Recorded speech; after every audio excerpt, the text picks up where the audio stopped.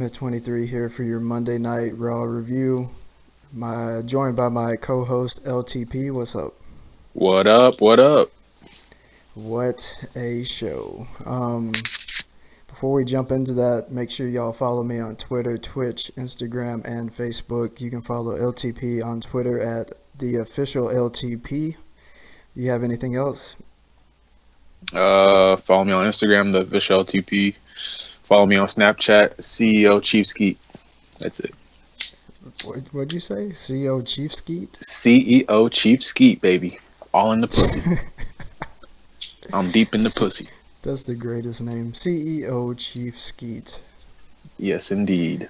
I was going to start the show off by playing the Shane McMahon, Vince McMahon promo, but YouTube wanted to be a bitch, and I couldn't do it, so... I didn't even hear that shit. I was just watching that shit in class. Dude. Yeah, it's alright. To me, the best part of the show was when Dean Ambrose told Triple H to suck his dick. It was so fucking funny. Oh, you said that? I didn't even know. I just saw that shit. He said, maybe after Roadblock you can suck it. And I was just laughing my ass off. There was like a big pop in the crowd. I was wondering like what the fuck you were talking about. Shout out to Danny in the chat. What's up, bro? Danny says they made Triple H look weak as fuck. Danny. Yes and no. I mean, Dean Ambrose hit his finish on him. So, I mean, they made him look weak as fuck when Sting debuted and gave him like a kick to the stomach and he was down for 15 seconds. Yeah. He kicked him one time and he's like, oh shit. They're just trying to get us to talk about this shit. I still think it's going to be Triple H and Reigns, to be honest. It's going, like I said before, all this additional booking, I think is for two reasons. It's to get people to overthink what they're doing, get people to think that they're going to change something, which they're not going to do unless something happens. The second idea I have is they're just setting up plan B in case any more injuries happen or something goes wrong, so they kind of already have a backstory lined up that they can go back to. That's the only reason they're doing it. I feel like they're doing this because they need more fucking people to overthink subscribers to the network, actually, and more tickets for the event, because I think the event's only sold like 60,000 so far. The second idea I have, so it's pretty bad. And there's like what 4 weeks left in case any more injuries happen, so or something goes out of wrong. 100,000, they've only sold a little more than half of the capacity, which is pretty bad. So I feel like I think they're just they're gonna keep the same matches because there'll be a lot of posters to print out if they let Dean Ambrose win a cock block. Yeah, I mean, they could. I'm not saying that it couldn't happen. It could happen, but that's what they want you to think. I don't think it's going to happen for many reasons. They already got advertisements. They already got fucking people buying tickets to see the matches that are advertised. So the only way they change any of this is if something happens to change it. Yeah, barring injury, pretty much. So I do have to pat myself on the back because I got my audio settings correct the very first try. So we're making progress. You have a future as a audio engineer, I guess. Yeah. Hashtag audio engineer. It'll only take me like 5 years to make any money off of that. So let's jump right into Monday Night Raw. They opened the show with Shane McMahon coming out with the biggest pop of the night in Chicago, Illinois. WWE tweeted out a picture of Shane McMahon entering the arena saying, "Here comes the money," as he arrived to Raw. Then something random happened. I saw it on Twitter when it happened. Mick Foley tweets out, "Have a nice Raw." Have a nice Raw? What? So was he there? Or? I think this is what I think happened, right? I think he was there to do the Stone Cold podcast with Steve Austin, maybe in advance, because they advertised it on Twitter that I think in the future, I don't know when exactly, but in the future he's going to be on there. So maybe he was there to do the Stone Cold Steve Austin podcast. I feel like he was scheduled probably, but I don't know. Maybe something happened with Vince and him. I don't know. It was probably all speculation for now. I predicted that shit last week. That he was going to come. Yeah, LTP's on Twitter and Skype saying, "Oh, Mick Foley's going to be there, bro." Bro, I was telling you, like, I had a feeling like he was gonna start off the show or some shit, and like Shane would come out or something, and like he would say like, "Oh, I'm gonna ref your match" or some shit, or Vince would say, "Oh, he's gonna be refing your match" and some shit. I don't know, something like that. I don't know about all y'all, but I'm kind of sick of seeing Mick Foley. Right? I haven't seen enough of Mick Foley. That's just me. I don't know. I haven't seen enough of him wrestle. I'm only like 19, so I didn't really see him wrestle that much. Well, I mean, look, he's not in great shape. He can't wrestle anymore. He's still great on the mic, but I think because he's always on Twitter and there's always news swirling around Mick Foley, what he said, what he didn't say, what his kids are doing, I'm just sick of it. He can't wrestle anymore. I mean, throw him on there for an appearance here and there. Stop giving him all these specials. Stop giving him all this additional shit, right? I mean, he deserves it. I mean, he could have a show on the WWE Network. I'll watch that shit. I mean, he does deserve it. It seems like they spend more time on people from the past than they do about the future. Like, yeah. Stop focusing on all these people that are irrelevant right now. Start building the new talent that you have. Spend all your time on that instead of fucking keep giving me Mick Foley all the time to try to hype something. I think probably in the future, after WrestleMania, once maybe Finn Balor and all of them start debuting on, like, you know, at WrestleMania, I think it'll start to change a little bit for the better.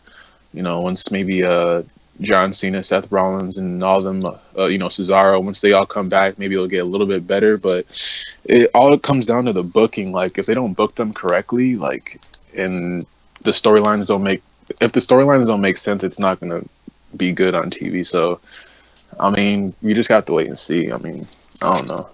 Right now, it's terrible. We got fucking Ryback beating the fucking Social Outcasts. The fuck? That shouldn't even be on TV, man. Well, I just thought that was pretty interesting because I saw it when he tweeted it out. My speculation is that he was there tonight to do the Stone Cold Steve Austin podcast because he's advertised to be on the WWE Network with Steve Austin. I think they said like a couple weeks after like a Raw or something like that. I'll have to look it up, but I think that's why he tweeted out why all the buzz is swirling around. I can see him doing something like before WrestleMania, like maybe in a pre-show, but he's advertised to be on next week's Raw. Next week's Raw? I think I saw that on Twitter as well. So, and shout out to Dave Meltzer for saying Finn Balor is gonna be on Monday Night Raw. So, dude, you were wrong again, fucktard.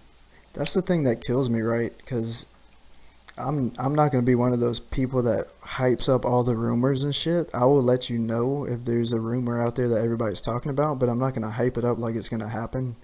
Every time I hear something stupid like CM Punk's going to return or the fucking Bullet Club's going to debut, I'm going to write it off 100% until I actually see it. Yeah, I was just mentioning it because like I kept on hearing that shit with like people in other people's comments and shit on YouTube, like, oh, Balor Club's gonna come. Like, no, nigga, he's not gonna come after. Only probably at WrestleMania or after WrestleMania. Those are only two. Like anything before then would make absolutely no sense at all. Yeah, it makes zero. I've said this, I think once or twice. It makes no sense for anybody to debut on a random Raw. It has to be at WrestleMania if you want to Impact. It has to be after WrestleMania, the first Raw after WrestleMania. The only one that really made sense is Sami Zayn had to debut or re-debut tonight to build for their match at WrestleMania with Kevin Owens. Yeah, that made perfect sense. I kind of saw that coming too. But all right, so after the whole Mick Foley thing, you have WWE put up a picture on Instagram of Shane McMahon wearing some... They look like Jordans. I don't know which Jordans they are. It's like some from the waist down. It's got him some swap meet Jordans on. It's him in the gorilla position from the waist down. So you see his shoes. You see how like jacked up on steroids and HGH he is with his big ass forearms. No, I don't think he is. I think he probably does work out for real though. I know. I'm just saying. I think Vince did. Because his fucking arms look fucking ridiculous right now. Well, that's kind of why I say it, because everybody knows. I'm pretty sure Vince McMahon still does some kind of illegal substance to look the way he does at his age. Yeah, like some HGH or some shit.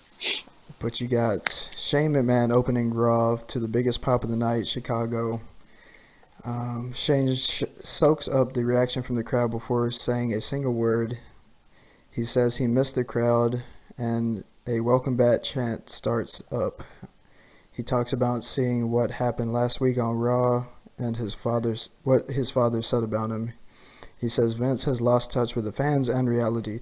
That's what I love about the storyline, is that Shane is filling the role of like a CM Punk in a way that he's actually speaking the mind of the fans. Yeah, speaking truth through the storyline. Not only does he come back a face, but he increases his stock as a face by saying what everybody is thinking and saying all over the YWC, the IWC, all that bullshit. This is how each storyline should be.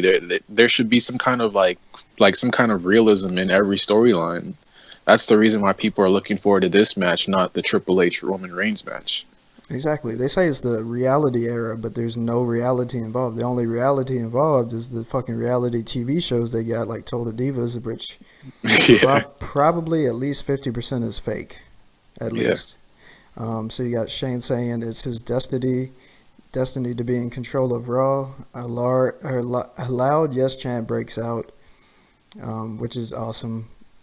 He got like 1 million chants. I'm sure he did. He deserves it because he's fucking telling the truth, and he's doing what he got to do. I gotta say, for his age, dude, he looks better than he has. He probably looks the best he ever has, which is crazy. Dude, I saw a video of him working out on Instagram with a trainer. He was doing doing something with his legs, or like trying to practice like something. But I don't know. He looked like he was in good ass shape. That's all I know. Like I don't know. He's doing good, man. He's been all over social media, Facebook, Twitter, Instagram, videos of him working out, videos with his 3 sons working out, doing fucking mixed martial arts. I guess that's the training he's going through, plus weight training. He looks pretty damn good. He looks better than I think he ever has. He's going to carry that match. I think we all know. That's the funny thing. People keep saying, like, oh, it's 2 old guys, right?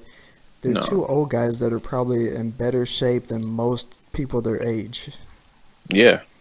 Especially Shane, 46, and Triple H. Shane McMahon has never let anyone down in any kind of match, and he's been gone, so he's going to put on probably the best match of the night. Yeah. I was kind of expecting a better match quality as far as for the Undertaker, but if this is I think this is the best match they can put together, to be honest with you. Yeah, that's what I was saying. Like, if this is the best they can do, then I'm fine with it. But I just feel like the Undertaker deserves like someone that could carry him better than Shane. I mean, who hasn't been wrestling for like 6 years or 7 years almost? 2009, last time we saw him. So I mean, it's better than nothing. Yeah, I mean, and I'm sure he's gonna put on a great match. So.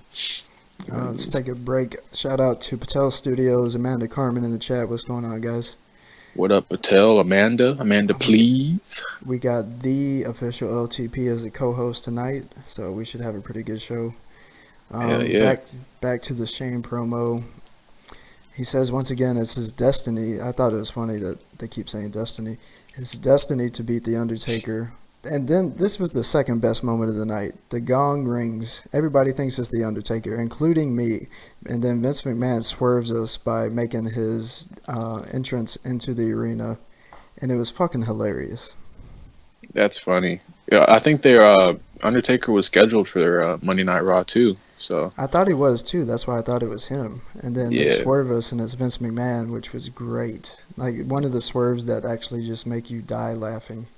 Yeah, that's a legit swerve because we all thought Undertaker was going to come out. So and then Vince McMahon comes strutting out like a fucking retard, as usual. The crowd chants they chant asshole, the largest asshole chant I've heard in years. It was great. Vince McMahon conducts them like an orchestra, mocking them and running until they run out of steam. Then they start up with the CM Punk chants, and this Chicago should be fucking embarrassed with how fast that chant died tonight.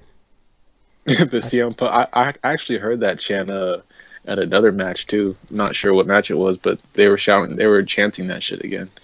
They got like 5 CM Punks, and before Vince McMahon says, well, let's see how long this one lasts. As soon as he said it, dude, it died off. So I don't know if the crowd just stopped chanting or maybe WWE did something with the audio where you couldn't hear it. I don't know, but it's pretty embarrassing how fast it fucking died off. Yeah, they probably did. They have a history of messing with the audio and shit, especially on SmackDown. So this leads us to the part where Vince shows a picture of him and Shane before his first wrestling match, Shane McMahon. He drops the picture and steps on it to show how he feels about Shane. I wasn't even paying attention at this point because why would I? You pull out a picture and you step on it. That's great. Vince McMahon isn't as convincing as he once was back in the day. I don't know if it's his age, but when he talks, it's like nothing for me anymore. I don't know about you, but I mean, if he cuts a good promo, I love it, right? But his promo was good until he pulled out a picture and stepped on it and all that shit. I thought it was pretty stupid. I didn't even see the picture, so that was pretty much the segment. That was the best segment of the night. I tweeted out that it was pure gold. Yeah. Anytime you have Vince McMahon, Shane McMahon doing a promo, it's fucking awesome. It takes you back to the Attitude Era, and it's still just as good as it was. Yeah, it reminds me of the Attitude Era a little bit, but Vince. If Vince has like the right person to do a promo with, it's always going to be good. So if it's Shane, if it's John Cena, if it's Triple H, some of the older wrestlers, it's always going to be good. But I don't know if it's his age, but when he talks, it's like he's not as intimidating as he once was. So it's like whatever for me. But that's just me. Yeah. So I'm reading all of this from Bleacher Report on their WWE site. If you don't follow Bleacher Report, you should probably download the app and follow the WWE, section of it because they cover WWE at length. So right after this segment, Lance Storm tweets out, "I've been in the ring with The Undertaker. Ain't lying, it's like nothing else. #Raw." Which I can't even remember Lance Storm ever wrestling The Undertaker, but apparently he did. Remind me who Lance Storm is again? I actually don't know who that is. Lance Storm from ECW, WCW, and WWE. He was that guy from Canada with like the crew cut, and he always had the Canadian flag, and he used to say, "If I can be serious for a minute." He used to do like the super kick. He's a really good worker. Not much charisma, but I think he does. He trains people now in his wrestling school, so he's trained a lot of current talent in WWE, Lucha Underground, NXT, so on and so forth. Yeah, he sounds familiar. It's probably because I wasn't around in that era. Trying to remember. Watching. He used to be in a tag team with somebody, and I can't remember who it was. I'm thinking of James Storm for some reason. I don't know why. Yeah, James Storm of TNA. But Lance Storm was never really that big. He was just one of those mid-card guys. But I just thought it was funny. He tweeted that out, and I can't even remember when he wrestled The Undertaker. Like, I guess you did. Whatever. I got to YouTube that shit. I don't even know who the fuck he is anyway. So this is an interesting quote from Vince McMahon. He said, "It's ironic that my greatest creation will put to rest my greatest failure." Talking about Shane McMahon. So wow. You got Vince McMahon pretty much, I don't know if it's considered breaking kayfabe, but pretty much saying he created The Undertaker, which kind of bothers me because it's kind of like he's taking credit for The Undertaker's career. Yeah. But I mean, I guess it does push the storyline a little bit further. But then I saw another tweet from somebody on Twitter that said, so I guess The Undertaker is going to kill the XFL because that's Vince's greatest failure. So I thought that was pretty funny. I remember that shit. It was fucking terrible. That was one of the best tweets of the night. I guess The Undertaker is going to kill the XFL. Let's see what else. He said that. You said you're on the Bleacher Report? Yeah, it's on Twitter. They just referring to a tweet. Vince said it on the show, and then WWE retweeted it. Oh, okay. So I'm on the app right now. So I forgot about the best part. He said, Vince McMahon calls for the security guards to escort Shane out of the building. Shane warns the bodyguard or the security guards not to touch him. One tries to grab Shane by the arm, and Shane goes after him, hitting him with a bunch of knees, a lot of mixed martial arts striking. He manages to fight off all 4 of the security guards, which it's not that big a leap to believe that Shane could actually do that. I doubt he could really take on 4 big-ass dudes. Yeah, they just look like fucking pawns out there. They weren't even punching or anything. They're just trying to hold them back, and Shane was just fucking going to work on them. So, yeah, you know. It's like a bunch of stunt doubles in a movie. Yeah, pretty much. But that was great because you could actually see what Shane is capable of now with the MMA training he's going through and the type of shape he's in. I love that he throws in the martial arts. Yeah, throw in the knees and all the striking, which is great. He used to do like boxing, right? That was like some of his moveset. He would do boxing combos, stuff like that. So he's actually evolving as a performer. Yeah. Let's see. So he manages to fight off the security guards with the sloppiest punches and knees I have ever seen, says the guy who wrote the article. I was about to say that. And then I tweeted out that I wonder how many times Shane McMahon had to rehearse that before the show. I'm guessing 5 times. Because looks like he didn't rehearse enough. Yeah, it looked like it was completely rehearsed. It was still great though. I loved it. Yeah, it was good. So added that dynamic that they needed. You know? That segment ended with Shane McMahon standing tall in the ring. Noelle Foley, here we go again with the fucking Foley faction on Twitter. Shane O'Mac in action, baby. # Raw. Kill yourself, you're irrelevant. Who the fuck is Noelle Foley? It's his daughter. Okay. I think she was on TMZ. She's on YouTube talking about Playboy and how she would love to be in it and blah, blah, blah, blah, blah. No one gives a shit. Is she hot? Yeah, coming from Mick Foley, she's definitely a lot better looking than people would think. She's not like the greatest looking chick in the world, but she's not ugly. You got Kevin Owens is shown walking backstage as he prepares to face Neville after the break. So you got Neville versus Kevin Owens, and it says part 1, so I'm hoping, I guess they're going to do another like 3-part fucking series of matches like they always do. Bro, there was too many damn commercials in between matches, bro. They need to quit that shit.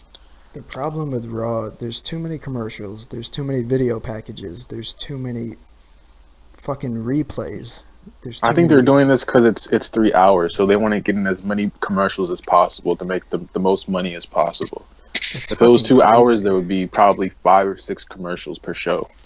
There shouldn't be like 10 commercials. It's fucking crazy, like how many fucking things that are not wrestling matches that are on Raw now. And if it's not a video package, then they're talking about what's going on Twitter and Instagram, and who gives a fuck? We all have that. We don't need you to show us. We can go on it ourselves and see what the fuck. Yeah, if we gave a shit about it, we'd be on there looking it up ourselves. We don't need you to play it on fucking Raw, SmackDown, Main Event, Superstars, all that shit. I don't need that. They're trying to self-promote their own shit as much as possible. All right, so we got Kevin Owens, Neville, part 1. I'm not going to go too in-depth in this. It was a great match. I said on Twitter that Lucha Underground matches are way better than WWE matches. Even though this was a great match, I found myself losing interest in it just because it's not as exciting as a Lucha Underground match. Partly because all the commercials that break it up. And then another reason why there's no reason for that match is because what have they done with Neville? You know, what's the reason for them fighting? The reason behind it, I think they're trying to rebuild. Just to bring in Sami Zayn. That's it. They're trying to build Neville up again because they had him face Finn Balor on NXT. They got him facing Kevin Owens tonight. I think they're trying to build him up so they can use him at WrestleMania again. So I really don't have a problem with them wrestling, tonight. If that's the case, they're probably going to put him in the IC match with that ladder match, whatever they're going to do, probably with the IC title. I don't know. That's what I see. I have no idea what they're going to do. That's what I see them doing. It was a great match. You got this match and the New Day versus Y2AJ matches were the matches of the night. Only thing really worth watching. Yep. You got... It was a decent Raw. It was decent. Kevin Owens wins the match. Let's see. Then you got the re-debut of Sami Zayn to try to help Neville as Kevin Owens was attacking him. So you got that. That was a pretty good moment. I found like Sami Zayn didn't get that big of a pop when he returned though. Yeah, I don't know why. Like it was like a half-ass pop. Like, oh yay, Sami Zayn's back. It's like they kind of expected that to happen anyway, so they're like, oh, okay, we saw this coming. It's either that they expected it or that they don't want the match at Mania. I don't know. I want to see what other would you rather see Kevin Owens and Big Show? I would rather see Kevin Owens versus AJ Styles. Well, that's obviously not gonna be true. It's AJ and Y2J, but because they're in a feud. And nobody's. And it's is it the third or fourth match?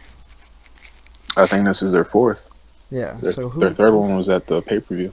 So now you got two matches that no one really cares about going into it. I'm sure both matches will be good, but going into it, they're going to be like, oh, we've seen this shit multiple times in NXT and on the main roster.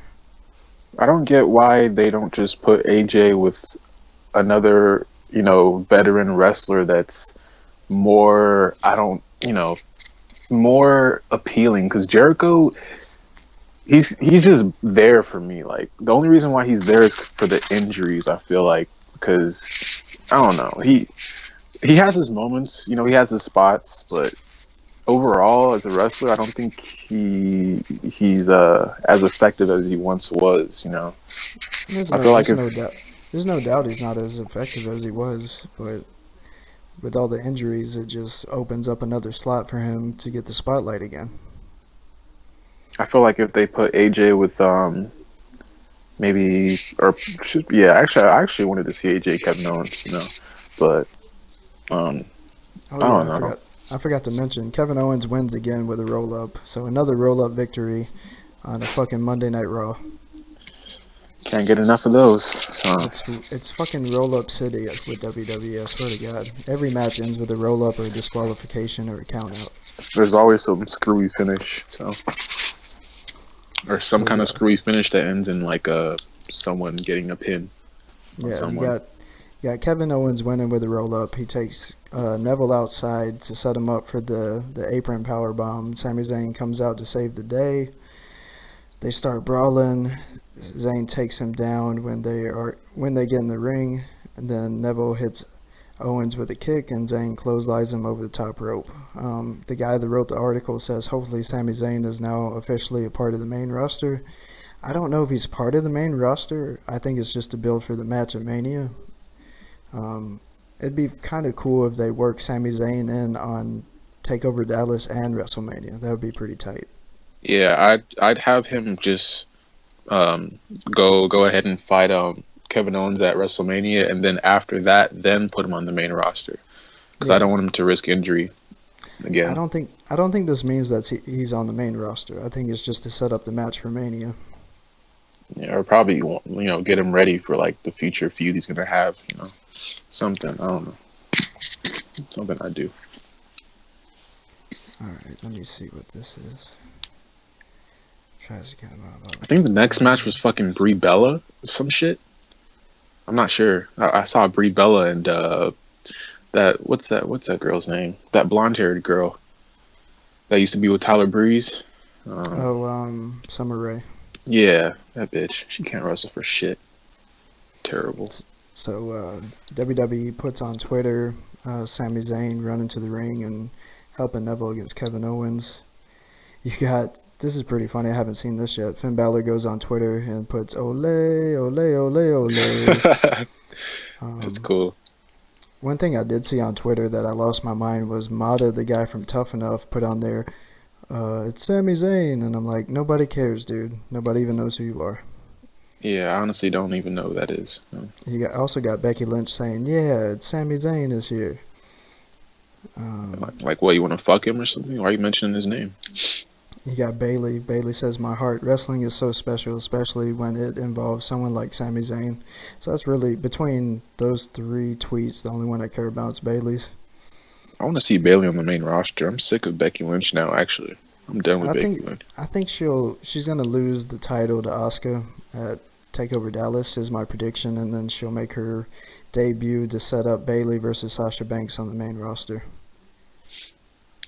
They should. It's probably too early for this, but I would actually want to see a fatal 4-way with Charlotte, Sasha, Becky, and Bayley. But it's not going to happen. I would love to see that. That would be awesome. Give them like 30 minutes. They would have to give them a lot of time. Like 35, 40 minutes. Tear the fucking roof down. I think it'd be great if they did that, but like I said before, they got to keep Bayley down for NXT Dallas till she loses the championship.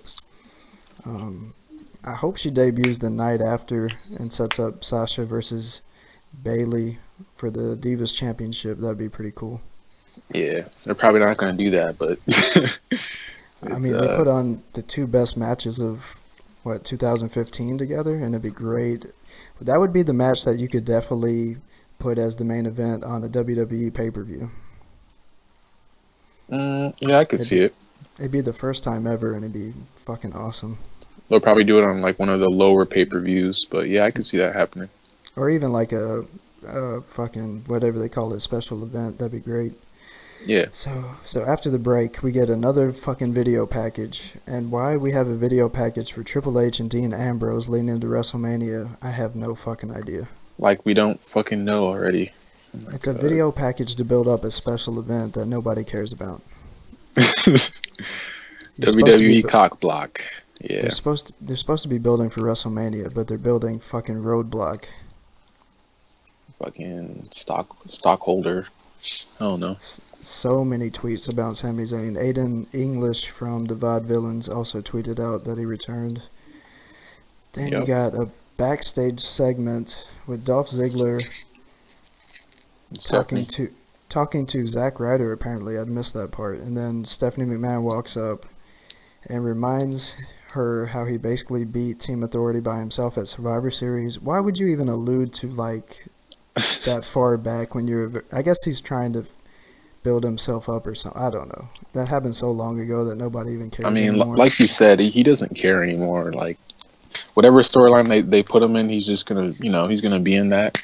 He's a good wrestler. He'll do good, but he's not gonna, he's not gonna do anything for us anymore because we know that he's just there because he's just there. Like they're not pushing him at all. He's just switching his gimmick over and over again. First he's Shawn Michaels, then he's Ziggler, then he's some other fucking.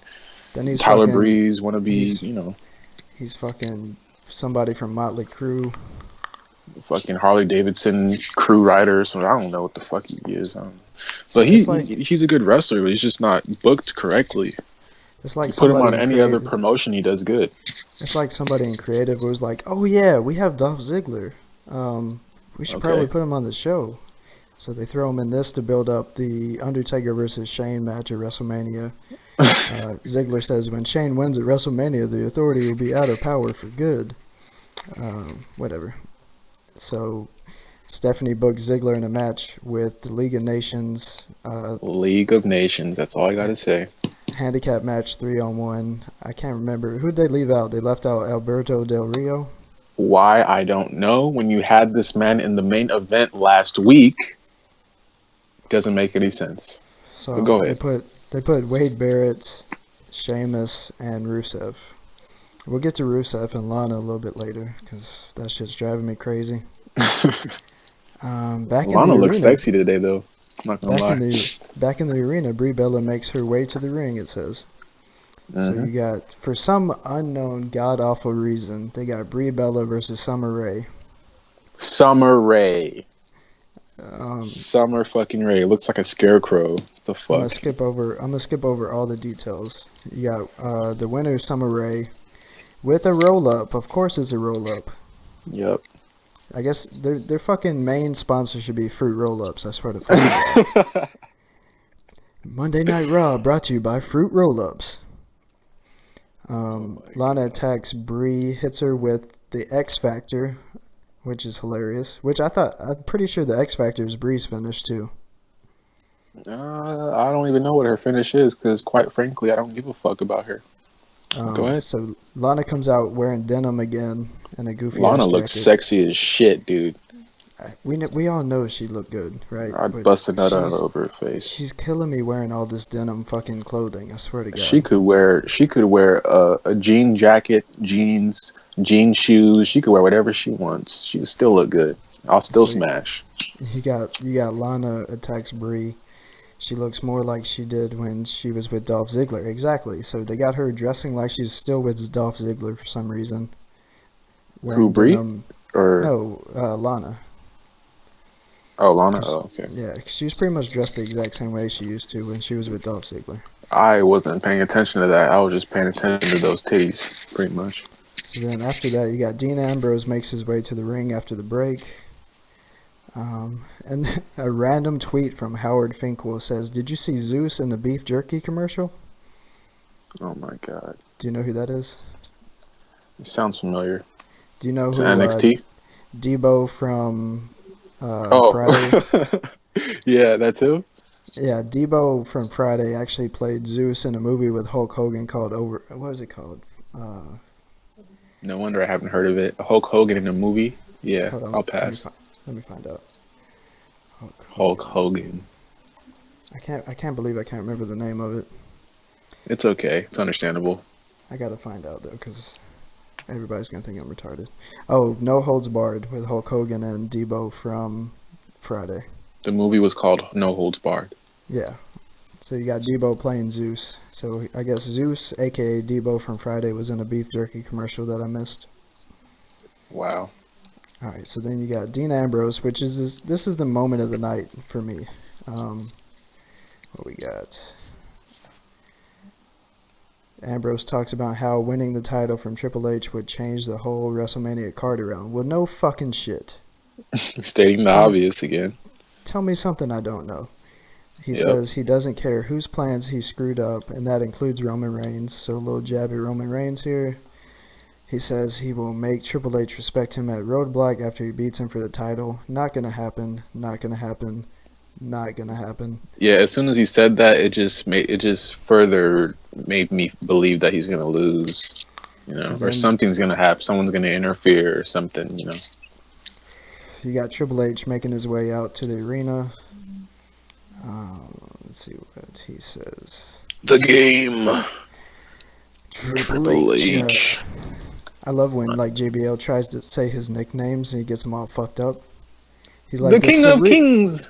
he's like cerebral palsy. I mean cerebral assassin. Cerebral palsy. He actually said at WrestleMania the cerebral assassin. And I just Did you say cerebral palsy? Yeah, cerebral palsy, cerebellum. Oh shit! So Triple H thinks Ambrose is delusional, obviously, because it's not going to happen.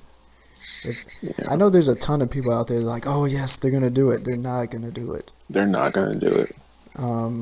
Ambrose is delusional, has no chance of beating him at Roadblock. No fucking shit. If they were going to do something like that, they would do it on a Raw so that people would see it. They wouldn't put it on a special. Yeah. They put it on a special, they just want people to fucking... They just want fucking subscribers to see Triple H win. It's to fuck with everybody's head and to set up Plan B if something happens.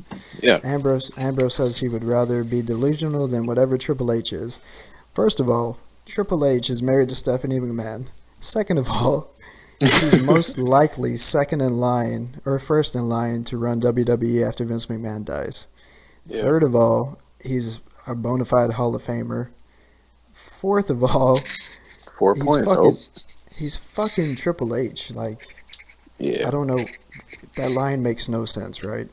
I'd rather be delusional than whatever Triple H is. Well, I'd rather be whatever Triple H is than whatever Dean Ambrose is right now. Trying to fucking struggle to be in the main event. Yeah. Dean Ambrose is like a stepping stone for everybody. I swear. So you got Ambrose invites Trips to the ring, saying we can settle this right now. Triple H puts Ambrose in a match with Bray Wyatt for no reason in the main event. No reason. Bray Wyatt and Dean Ambrose in the main event. Y'all go figure that shit out and let me know why they did it. I was expecting to see Brock interfere, like I said, but that didn't happen. Like I said before we went live, it makes sense if Brock appears and kicks both their asses because he has to face both of them.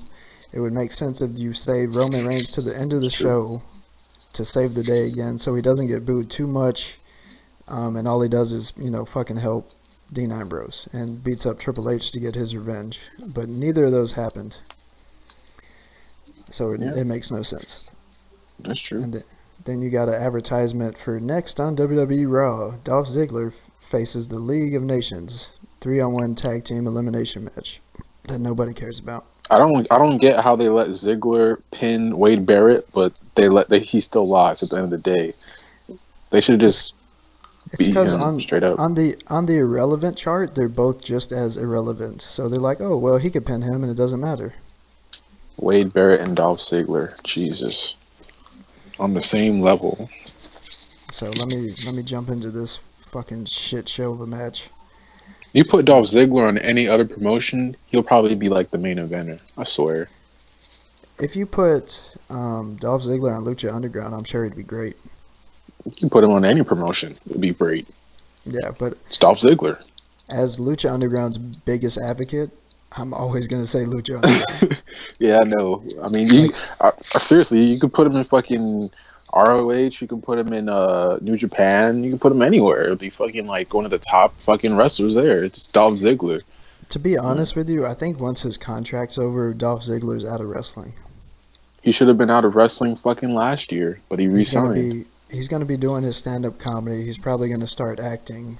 I can see him as an actor. He's from Hollywood, so I don't see him continuing in wrestling at all. It's no point. All right, so unless he just wants the money. You got Ziggler starting off against Wade Barrett. Ziggler ends up eliminating Barrett first. Blah blah blah blah blah. And then I'm basically gonna skip all this shit because I don't care. I don't know why I fucking let him pin Wade Barrett, but whatever. Yeah. Okay, so Ziggler hits Barrett with the super kick, gets eliminated. Then you got blah blah blah. Sheamus hits him with a bro kick, and the League of Nations gets the victory. Yep. So I'm guessing they're gonna build some kind of match involving all the people that are underutilized versus the League of Nations at WrestleMania. You're probably going to get that same old, Dolph Ziggler's going to recruit teammates to face the League of Nations, right? The only reason why the League of Nations was created was to put Roman Reigns over, which was a failure. Yeah, pretty much. And now they have no use for either fucking... Nobody in this match is relevant anymore. Nobody. I think the last person that was relevant there was Rusev, but they pussified his character. He was undefeated. You got Mauro. Yeah, Rusev was the most over heel. Like, he was the best heel in forever, dude. He had a great gimmick with Lana. He was at the pinnacle. You couldn't get any higher as a heel than Rusev when he faced John Cena at WrestleMania. Yeah. They could have done Rusev versus AJ or something. They took one of the faces. They took Rusev and his momentum and just wiped their ass with him. Yep, pretty much. All right, so you got blah, blah, blah. Mauro Ranallo's all over Twitter. I don't know if you follow him, but he's fucking awesome on Twitter. I'm about to follow him right now. You do that. He actually, if you put like hashtag retweet city, he'll actually retweet most of what you say. But probably not me because I've said it too much, like crazy shit. How do you spell his name? MaurRanallo. Mauro Ranallo. Oh, that leads me to another point. You probably didn't hear this. JBL calls Mauro Ranallo Mario. JBL's a fucking hillbilly fucktard who's uneducated, doesn't know how to fucking speak to a crowd. It was during the tag team match. Michael Cole goes, it's the Unicorn Stampede that's coined by JBL. And JBL goes, which Mario stole. And I was just like, really? This is why no one likes JBL. I mean, you got the worst commentator trying to insult the best commentator that they won't even put on shows. That's why no one likes JBL. It's fucking god-awful. Rather have Corey Graves. This is pretty funny. After the break, we get another video package, retrospective of Shane's wrestling career. I don't hate the fact that they put this on there. I'm just sick of seeing video packages. It was a great video package. Yeah. I just don't want to. I don't want to see like 5 video packages in one fucking show. I think they just do that so they have another excuse to use another fucking commercial break. All right, so we're gonna throw this in here. The news. All right, so right now, live on WWE Network is the Edge and Christian show that totally reeks of awesomeness. This is one of probably top 3 shows they've had, maybe top 5 shows they've had on WWE Network. So if you haven't seen it, go check that out. Yeah, I'm gonna check it out. I don't have the network, but I'll get it soon. All right, I'll send you something later on. You can watch it. All right. So we got the video package on Shane McMahon, blah, blah, blah. Shane on back. Becky Lynch, Sasha Banks are shown arguing backstage before their tag team match with Naomi and Tamina. Why the fuck they still are doing these tag team matches with the Divas, I have no idea. Can they just get rid of Team Bad for, like, once and for all? Because that shit's done. Like, WWE, for real, do me a favor and get rid of Tamina Snuka. Please. Please do it. Keep Naomi, because I like that ass, but, you know, Tamina can Naomi, go. Dude, Naomi is underrated. Yeah, she really is. Like, when she does those kicks and shit, like, yeah, she's pretty good. She looks great. She's probably the most athletic diva in the WWE. Yeah. She probably needs to work on her gimmick and maybe like her moveset, but she's definitely underrated. Just get rid of Tamina and she'll be fine. I replace Tamina with Bayley any day. So you got Becky Lynch, Sasha Banks versus Team Bad. What's left of Team Bad for some random reason. You got Sasha Banks getting the win for the team with a nice combo to lock Naomi in the bank statement for the submission win. And then you got Charlotte coming out, who attacks Banks after the match. Lynch tries to make the save, but she gets suplexed by the champ. And I just started laughing my ass off at all these people that over-exaggerated and freaked out when they said Charlotte had an injury. I mean, they said it was bad. Like, they had to put a towel over her head and that she was bleeding so bad. Like, there was blood all over the towel and shit. It looked bad, but I guess it's not. Yeah, I understand. Like, there's people out there that will take anything and just blow it up way out of proportion to get views, tweets, all this shit. I'd never take anything too seriously till we know for sure what's going on. I said it wasn't that big a deal because you don't need Charlotte to wrestle at all until WrestleMania. Yeah, it's true. You don't. So you got that going on. Why they're still doing tag team matches, I guess to include everybody on the roster, but no, I mean, they don't matter. Nobody gives a shit about tag team divas matches.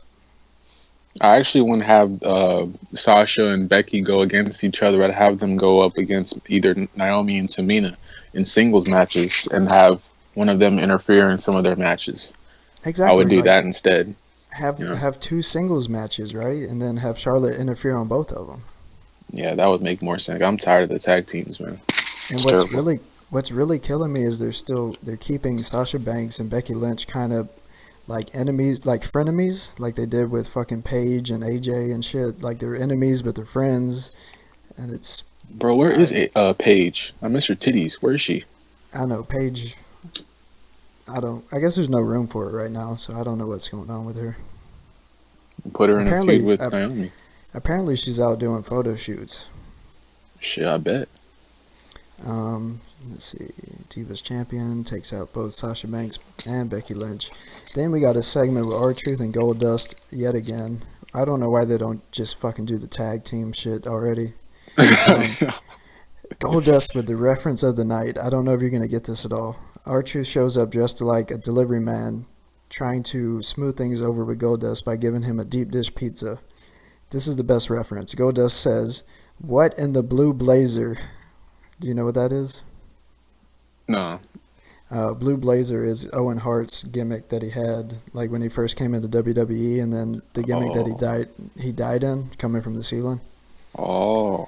So it was kind of like a what the fuck moment, but it was also great that he referenced it. He said, "What in the blue blazer?" It was all over fucking Twitter, dude. People freaked out. They actually let him say that shit? That's funny.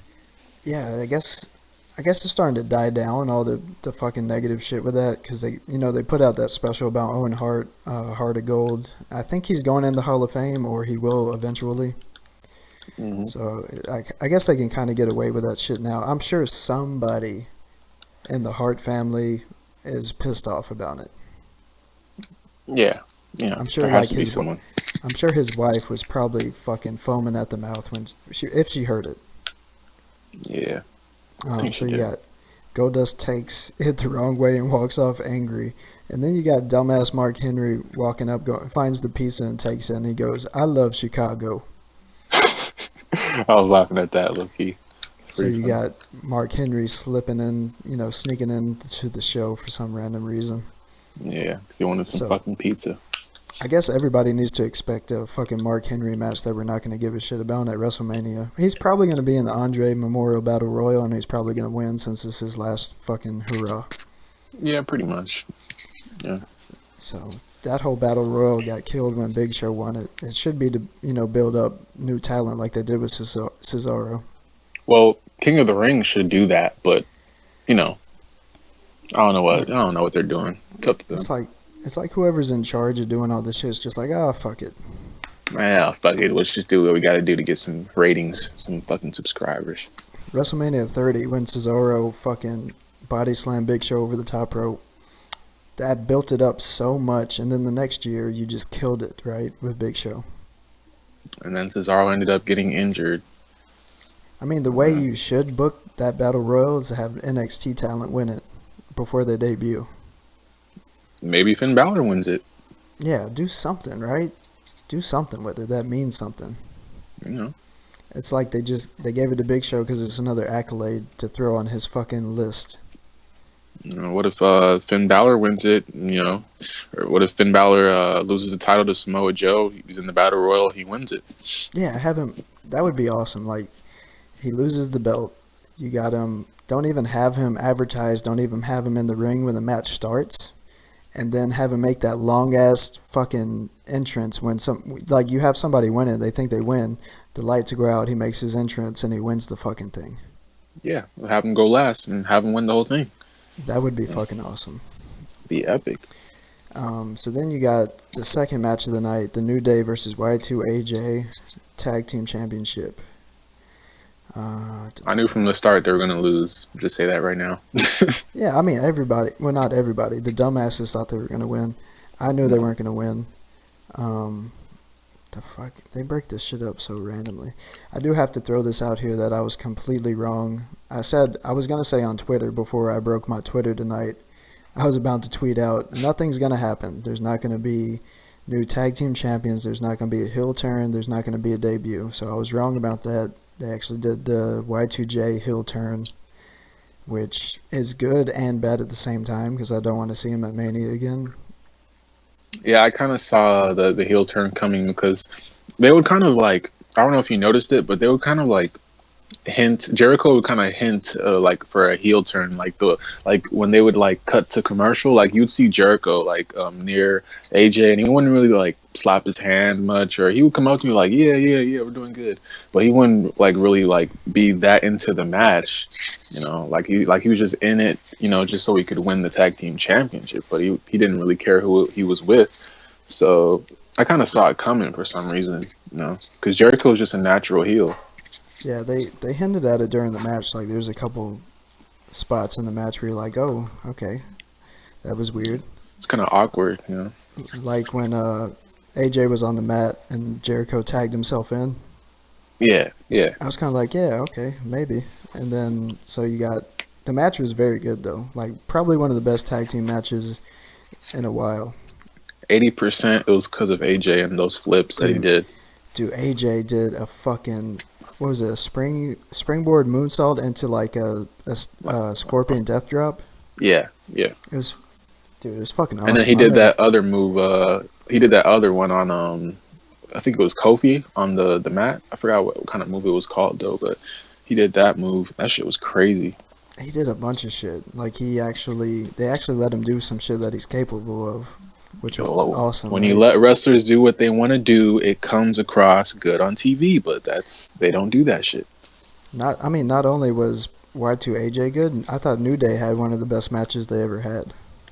That's because if you put wrestlers with people that can actually wrestle, the chemistry is there. There were so many false finishes in this match. Like, yeah. the whole crowd thought they were going to win multiple times. And I knew they weren't, but it was still like, holy shit, like they might win.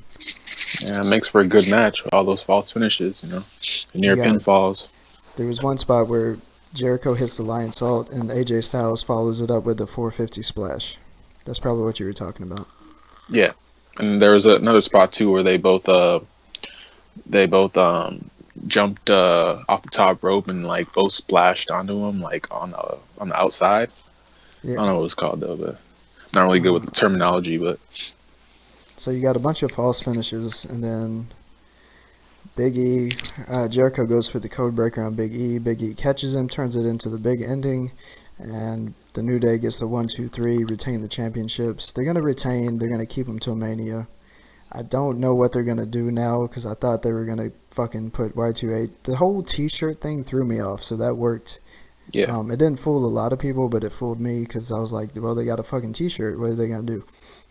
It didn't really fool me because they didn't even have an entrance for them to begin with. They had them coming out individually. So that's how I knew that it wasn't going to last.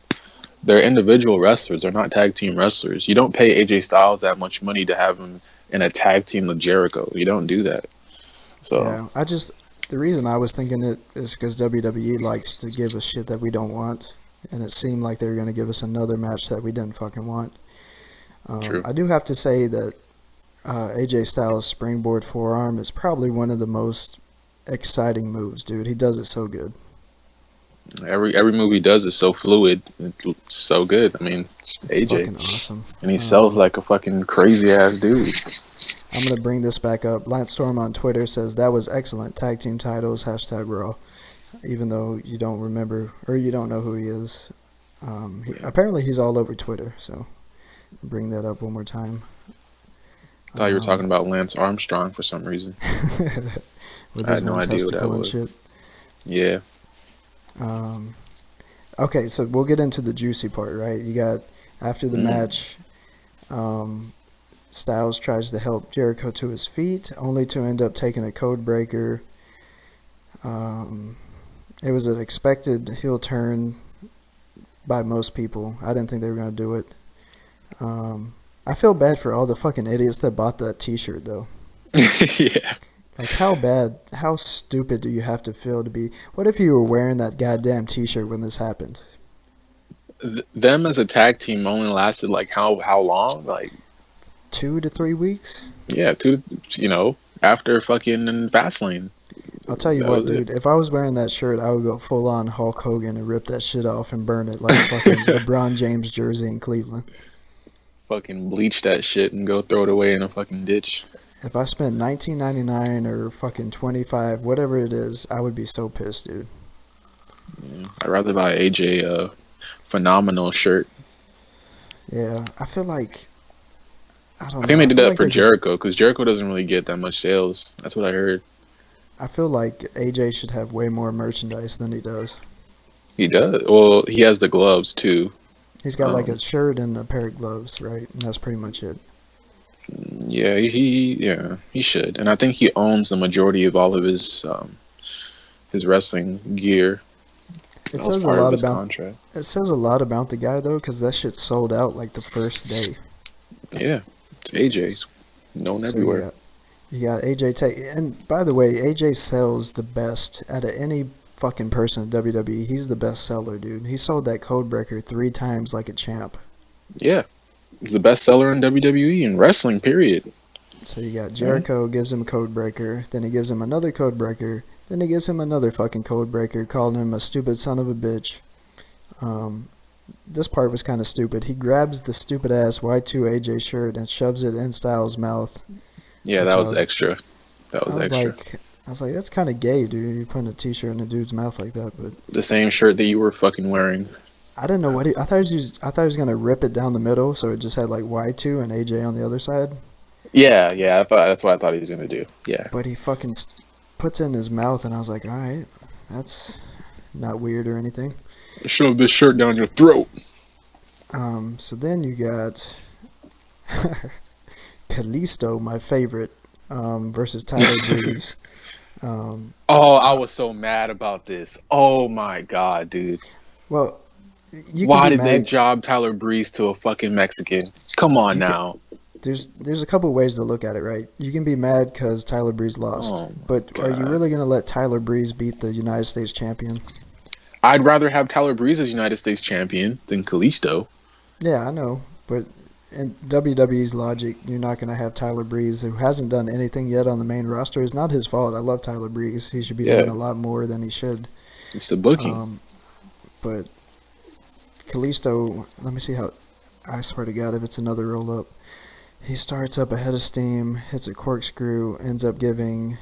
He had the De La Soul or some shit on him. They lasted like 3 minutes. Salida De La Soul. I know how you say it. Del Sol to Tyler Breeze. He gets the win. Quick win, it says.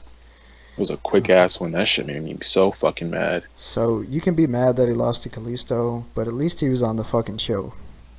At least. He should be on every show. Yeah, that's what I'm saying.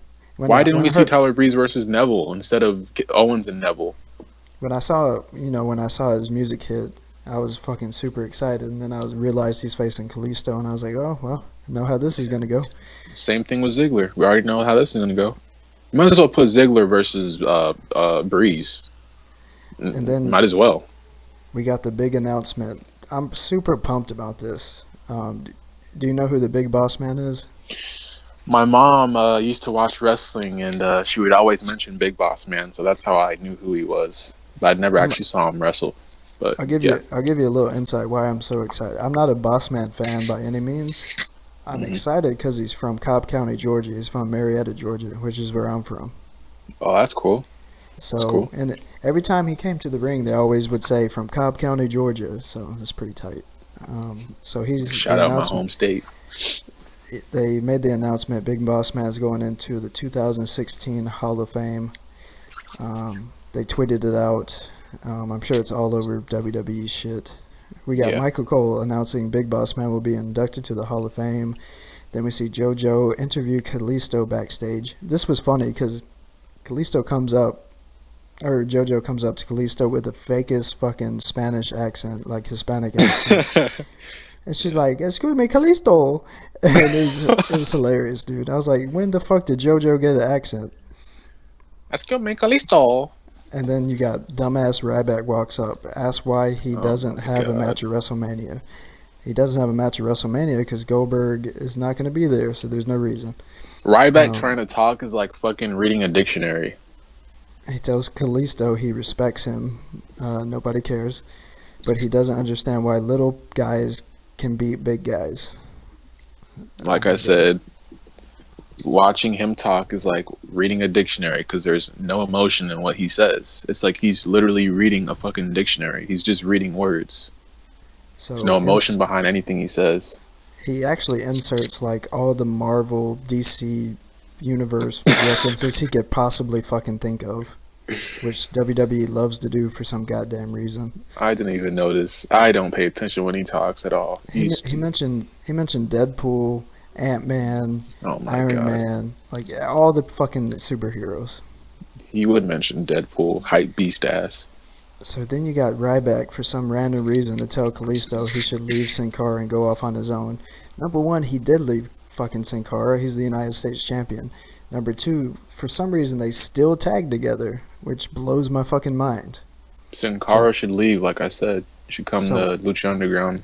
I would love... See, I hate him right now, but I'm sure I would love him in Lucha Underground. He would be so much better. He can do more stuff in Lucha Underground. If he would stop fucking botching everything. He would botch less in Lucha Underground. Trust me. He would botch less. I mean, when he wrestled Alberto Del Rio, he botched. And it's because it's Alberto. Alberto doesn't have that chemistry with him, and they don't have the same wrestling style. So you got that whole segment, which was fucking god awful and didn't need to happen. Yeah. So then we get the match of the night: Ryback versus Curtis Axel. This is a match where I say this is why Raw should be 2 hours. Because if it was 2 hours, we wouldn't even see Ryback on Raw. So I'm actually going to go in depth on this because it's fucking hilarious.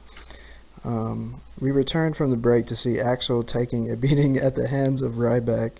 Ryback hits a running knee lift, then does the GTS symbol to mock CM Punk in Chicago, which starts the CM Punk chant. Axel manages to get in some offense, but Ryback turns the tables and beats on Axel for a long time until he finally finishes him off with a shell shocked. Why the fuck is his finisher named after a Teenage Mutant Ninja Turtles movie? I'm wondering if Ryback's a face or a heel at this moment. He's a heel.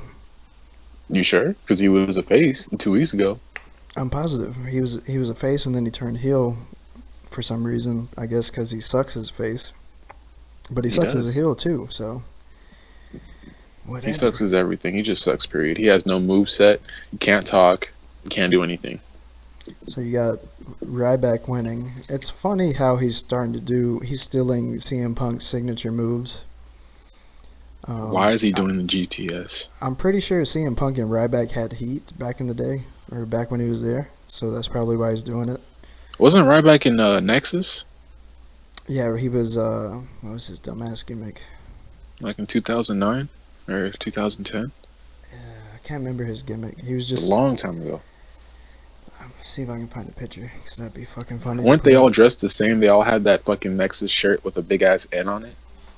Yeah, his gimmick was terrible. Everybody in that faction was terrible. Skip Sheffield was his name and gimmick in the Nexus. Skip Sheffield. Sounds like a fucking golfer. Pretty much what he looks like now, minus the facial hair, wearing the fucking Speedo and knee pads. And minus the steroids. And no, he was jacked back then too. I think he's more jacked now. He's definitely more cut back then. He might be bigger, but he was Skip Sheffield of Nexus, which is hilarious. Yeah. But anyways, moving on from that. Not to mention that Bray Wyatt was what they call him, Husky Harris. Yeah, Husky Harris. Yes, I wonder why that never got over. A guy named Husky Harris. He reminded me of Mick Foley for some reason. I don't know why. You got Curtis Axel used to be Michael McGillicuddy. Who comes up with this shit? I think that was his actual name. I don't know. It's so bad. Like he had no name for his gimmick, so he just went with his fucking government name. There's a tweet from a guy at WrestleRant. Laughed my ass off. Ryback mocking CM Punk with his signature knee and his taunt. So that's pretty funny. Yeah.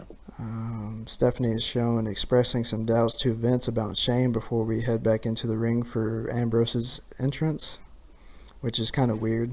I guess they're trying to build the storyline even more. Stephanie doubting. She said, "Did you see what Shane did out there?" And Vince goes, "Yeah, I saw it."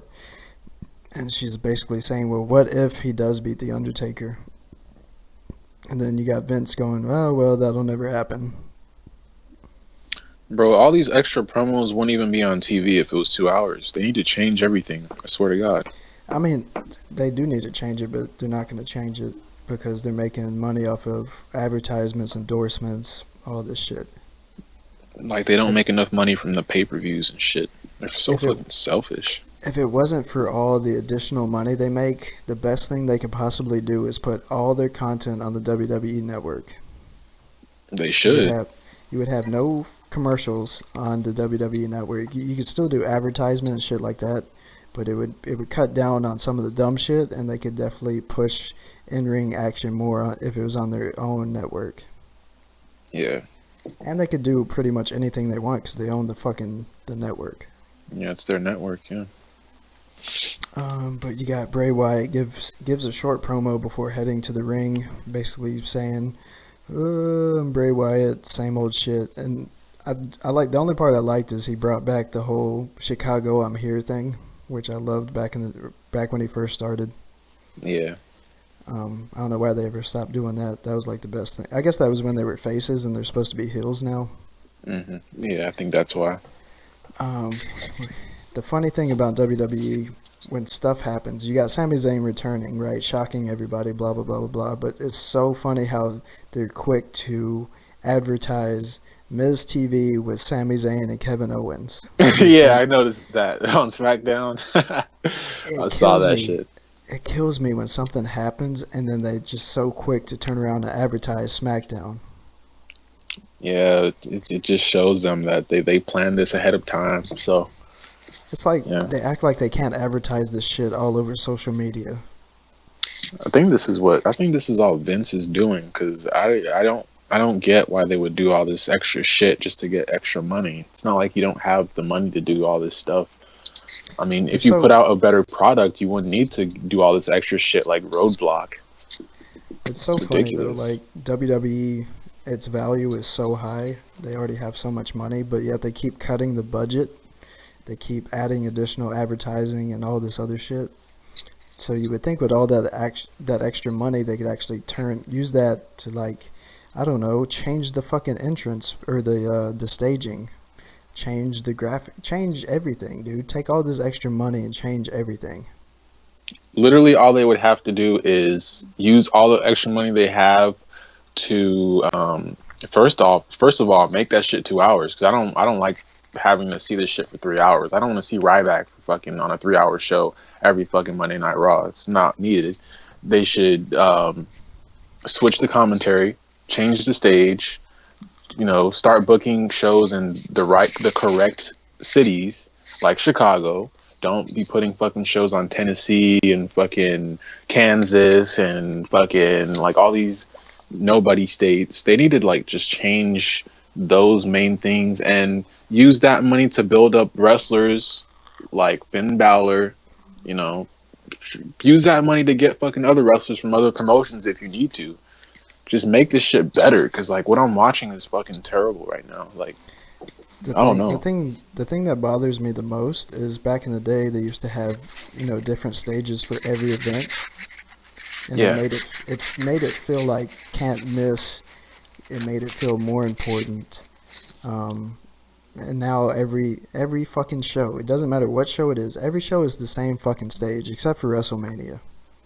Yeah. So when you fucking pay money to see a pay-per-view, it doesn't even really feel like a pay-per-view anymore. It's like a glorified Raw. It's a Raw. It's all the same shit. Like, oh yeah, great. And I guess if you turn that around, like WWE could say, well, it makes WrestleMania even that more special, but no, it doesn't. It makes all your other shows irrelevant. Which would decrease their value in their product, because every other pay-per-view, you have 11 other pay-per-views to worry about, and they're worried about WrestleMania. So, and like outside of a few WrestleManias, like their stages for WrestleMania haven't even been that good lately. Yeah. I think the last good one was like WrestleMania 30. WrestleMania 30 was good because it had like the big ass logo and shit. The one that was really cool was the one in New York, right? When they had like the full fucking land or the cityscape with the fucking Statue of Liberty and all that shit. Yeah. They had the bridge. They had the bridge and all that shit. What was the one before that? I think the one before that had a pretty cool stage too. Yeah. But like I remember that one in New York though. That one was pretty nice. Yeah, the one in Miami was pretty good. Yeah, the ones in the big cities, they take their time to make sure that the stages look pretty decent. Yeah. But you would think they could do a lot better. I mean, it's one time a year, go all out, make that shit crazy. I think Vince is just, I don't know. It's like they saved all that extra money for Triple H's Terminator entrance. They're like, oh shit. We got fucking Arnold Schwarzenegger here. Let's save all that money and do a crazy Triple H fucking entrance. I swear. They're like, well, what are we going to do with the budget, Vince? Oh, well, we need a tank for Rusev. We need some Terminator shit for Triple H. And then they're like, what about Sting? Oh, get some guys dressed up like ninjas to fucking bang on some drums. And some black fog that doesn't even work. Like, you don't even. I wish I had like a reaction video. I wish like somebody taped my reaction without me knowing. I went fucking insane during that shit. I literally took my food. I was eating dinner. I threw my food across the room. I kicked fucking something down the hallway, dude. I was so pissed. I was so mad, dude. God. So you got Bray Wyatt versus Dean Ambrose. Why? I have no idea. The only way that would have made sense, again, was if Brock had interfered. Brock or Roman was the only way this makes sense. Yeah, Roman's not going to interfere in that.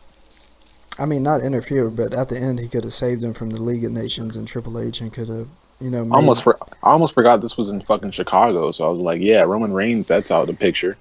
That's another thing, dude. They end Chicago's Raw with this terrible match and a terrible finish, and it's just not the way you should close out a show, because you really didn't build it. You built up Roadblock. Yeah. They didn't build WrestleMania. They built up Roadblock, and nobody cares. You can build it all you want. We know shit's not going to change. It's going to be just a wasted pay-per-view or a special event. Roadblock was a last-minute special event. I think Vince actually probably did this because he figured that Roman Reigns wasn't going to be perceived well at Chicago, so that's why he probably decided to do this Roadblock shit, keep him off that show, the Chicago show, but he can show up on Saturday at Roadblock. I can see like the creative meeting right now. They're like, oh yeah, Fastlane, that was a great show, good job guys. And then some asshole in the back was probably like, well, why don't we do a special event called Roadblock? Get it? Fastlane, Road to WrestleMania, Roadblock, ha ha ha. Let's get it okayed by Vince. Let's do it. Vince was like, that's a great idea. Oh, Roadblock. Oh, that sounds good. Oh, let's do it. Book that shit right now. And then the next pay-per-view before WrestleMania will be Stop Sign. That is confirmed by Dave Meltzer. Fucking Triple H was probably like, well, Vince, we should probably include NXT in this thing. And he was probably like, I don't know about that. And then Triple H was like, you're going to do it. And he was like, no. And then Shane was probably like, yeah, we're going to do it. He's like, Shane's just like, yeah, that's a great idea. Let's do that. And then they're like, all right, fuck it. Dude, I can't wait till Triple H takes over the company and Shane's probably in there too. I would love to see Triple H and Shane take over the company, man. How great would that be? It would be so much better, bro. You could have Triple H and Stephanie and fucking Shane on the other side just going back. And it doesn't matter because either way, they're both going to book the show the way it's supposed to be booked. Yeah, yeah. Like they're going to have their own opinions, whatever, but the only thing, it's only going to elevate WWE to where it needs to be. Exactly. So it really doesn't matter. Vince McMahon needs to fucking get out of the way, dude.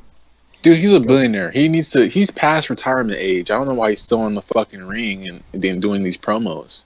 You can still do your job, right? But kind of get out of the way a little bit. Like, just let them run the show. You can still be there to give your 2 cents and help out, right? But just get the fuck out of the way and change. Like, it's still your company. Just let someone else take charge of daily booking decisions. You don't need to book matches yourself, man. If it keeps going the way it's going, right, he's either going to piss off Triple H or he's going to piss off Shane McMahon. One of them's going to leave, or both of them's going to leave, and then what are you going to have? You're going to have shit. You're probably going to have them. Well, I don't think WWE will ever go bankrupt because they've gone way too far to go bankrupt at this stage. They'll never go under because there's no real competition. There's no real threat right now, and you still have all these fucking idiots that fucking just buy into all this shit because they're not real wrestling fans. They haven't been around. They don't know shit. So as long as you still have their target audience out there, they're never really going to go under unless you have real competition.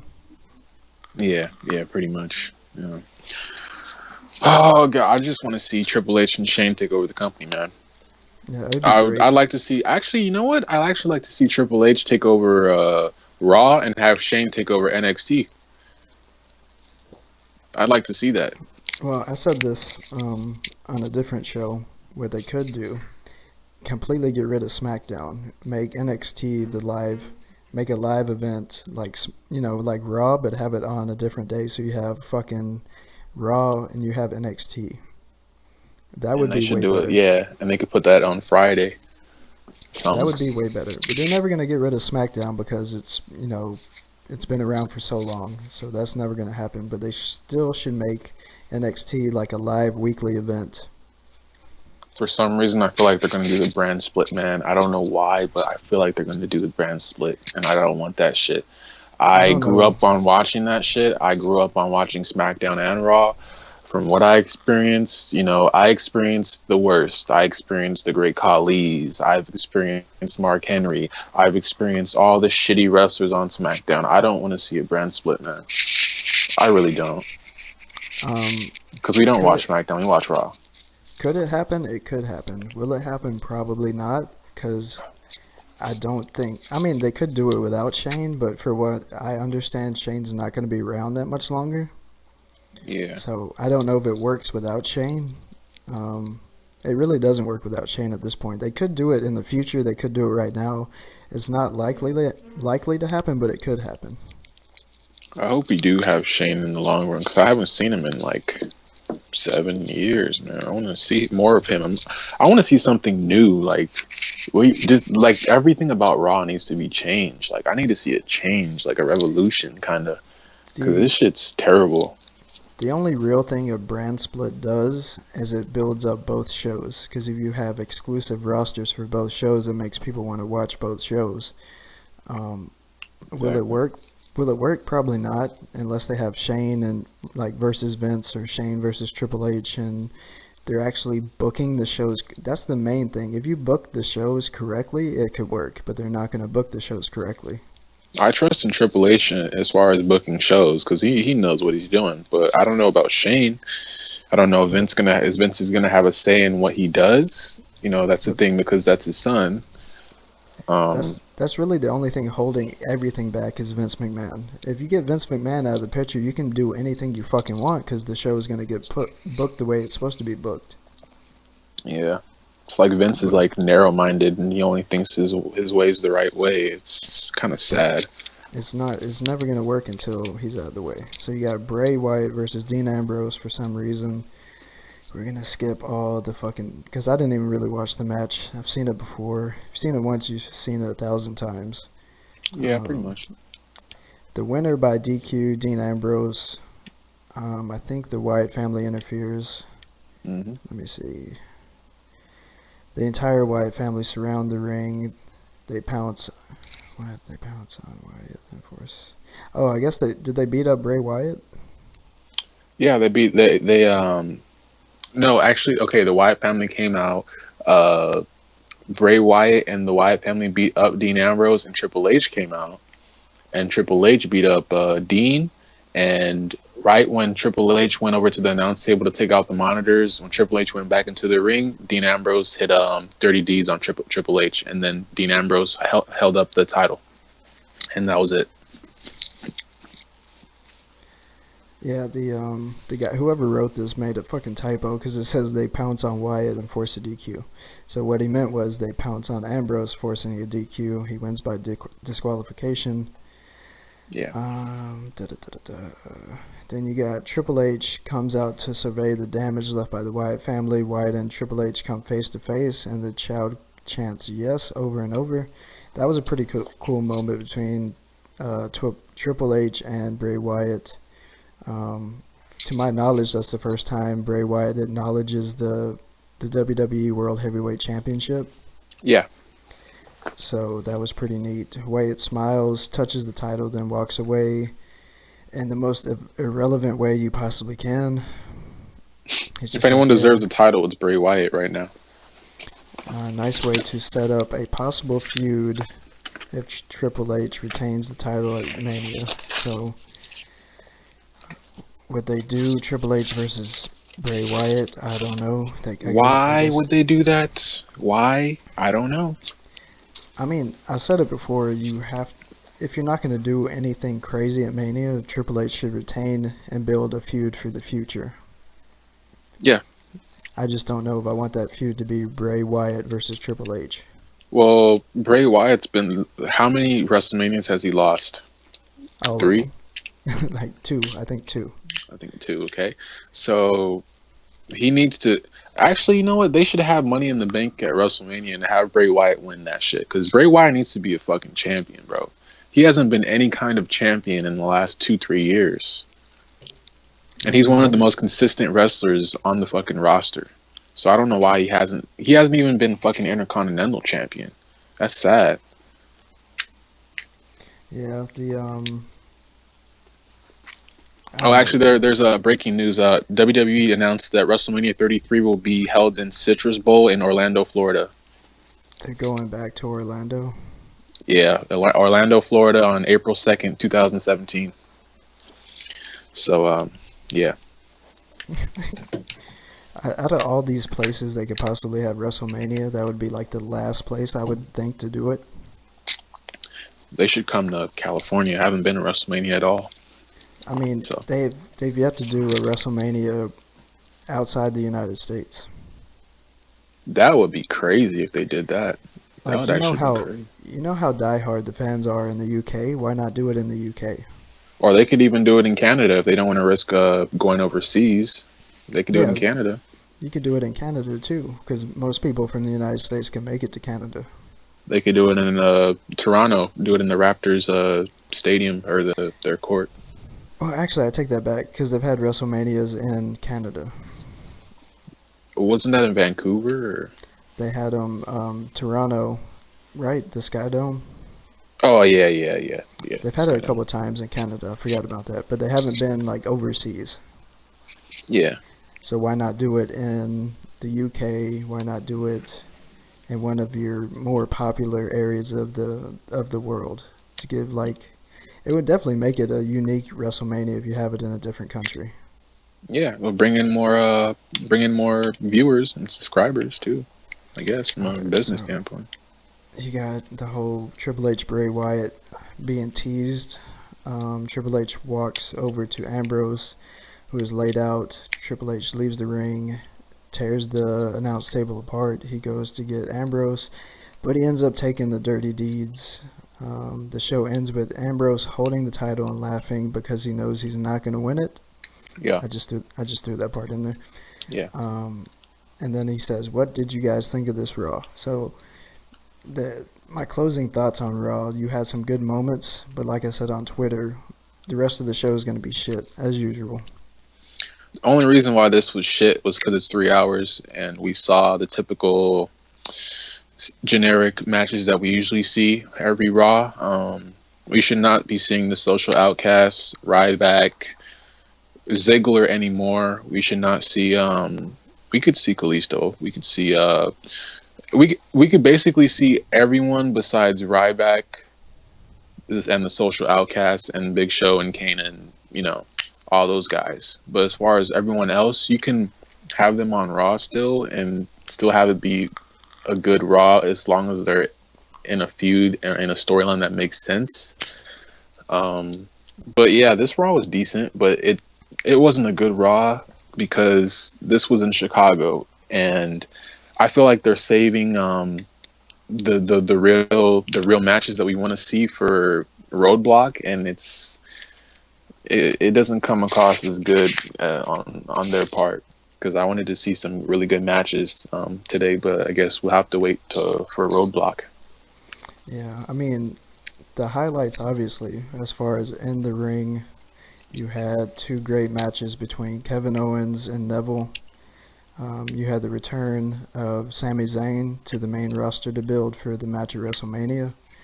You had the great opening segment with Shane O'Mac and Vince McMahon, and the swerve where everybody thought the Undertaker was coming out and it turned out to be Vince McMahon. Then you got the awesome promo with Dean Ambrose and Triple H where he tells Triple H maybe you can suck it after Roadblock, which was fucking awesome, dude. Yeah. I lost my mind when he said that because it was hilarious. And Triple H broke character. He turned to the side and was smiling. He thought, inside he was probably thinking, what a fucking great line. Yeah. It was fucking hilarious. He's like, yeah, you got me, bitch. He tried to recover after that. It was pretty funny. And then the second match of the night, Y2AJ versus New Day. You got New Day retaining. You got the Chris Jericho heel turn to build up their match of Mania that nobody wants to fucking see. Yeah, pretty much. All these matches, right? Nobody's going to care until they happen. I'm sure when they have the matches, they're going to be good matches, but it's not matches you can really build a WrestleMania on outside of a couple. If AJ was facing Kevin Owens, it'd be better. That's all I can say, pretty much, because there's nothing else we can pretty much say, because they're gonna do what they're gonna do. So, dude, if you think about it, they could have did a Sami Zayn versus Kevin Owens versus AJ Styles. You could even throw Chris Jericho in there in like a ladder match. That would be. Or you could even throw in a Dolph Ziggler too. Have him doing something. That would be a great match. That would be better than having Chris Jericho versus AJ, Kevin Owens versus Sami Zayn. You know, shake it up a little bit. That would have been better, I think. But I guess because of the injuries, you can't really. They're trying to put as many matches out there as possible. Yeah, they don't really have that depth in the roster, so I can see why they're doing the singles matches instead. But one way to like counteract that, you could do less matches with more time given.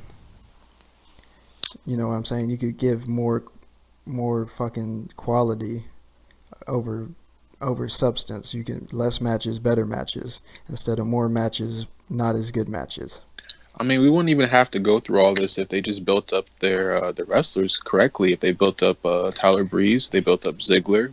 We could use them and put them in the Intercontinental chase. You know, have them in the ladder match for the IC title. That would be a nice match. That would be a nice quality match. I mean, imagine if they never killed Rusev. Like, if Rusev was still a massive heel, how much that would have helped this WrestleMania.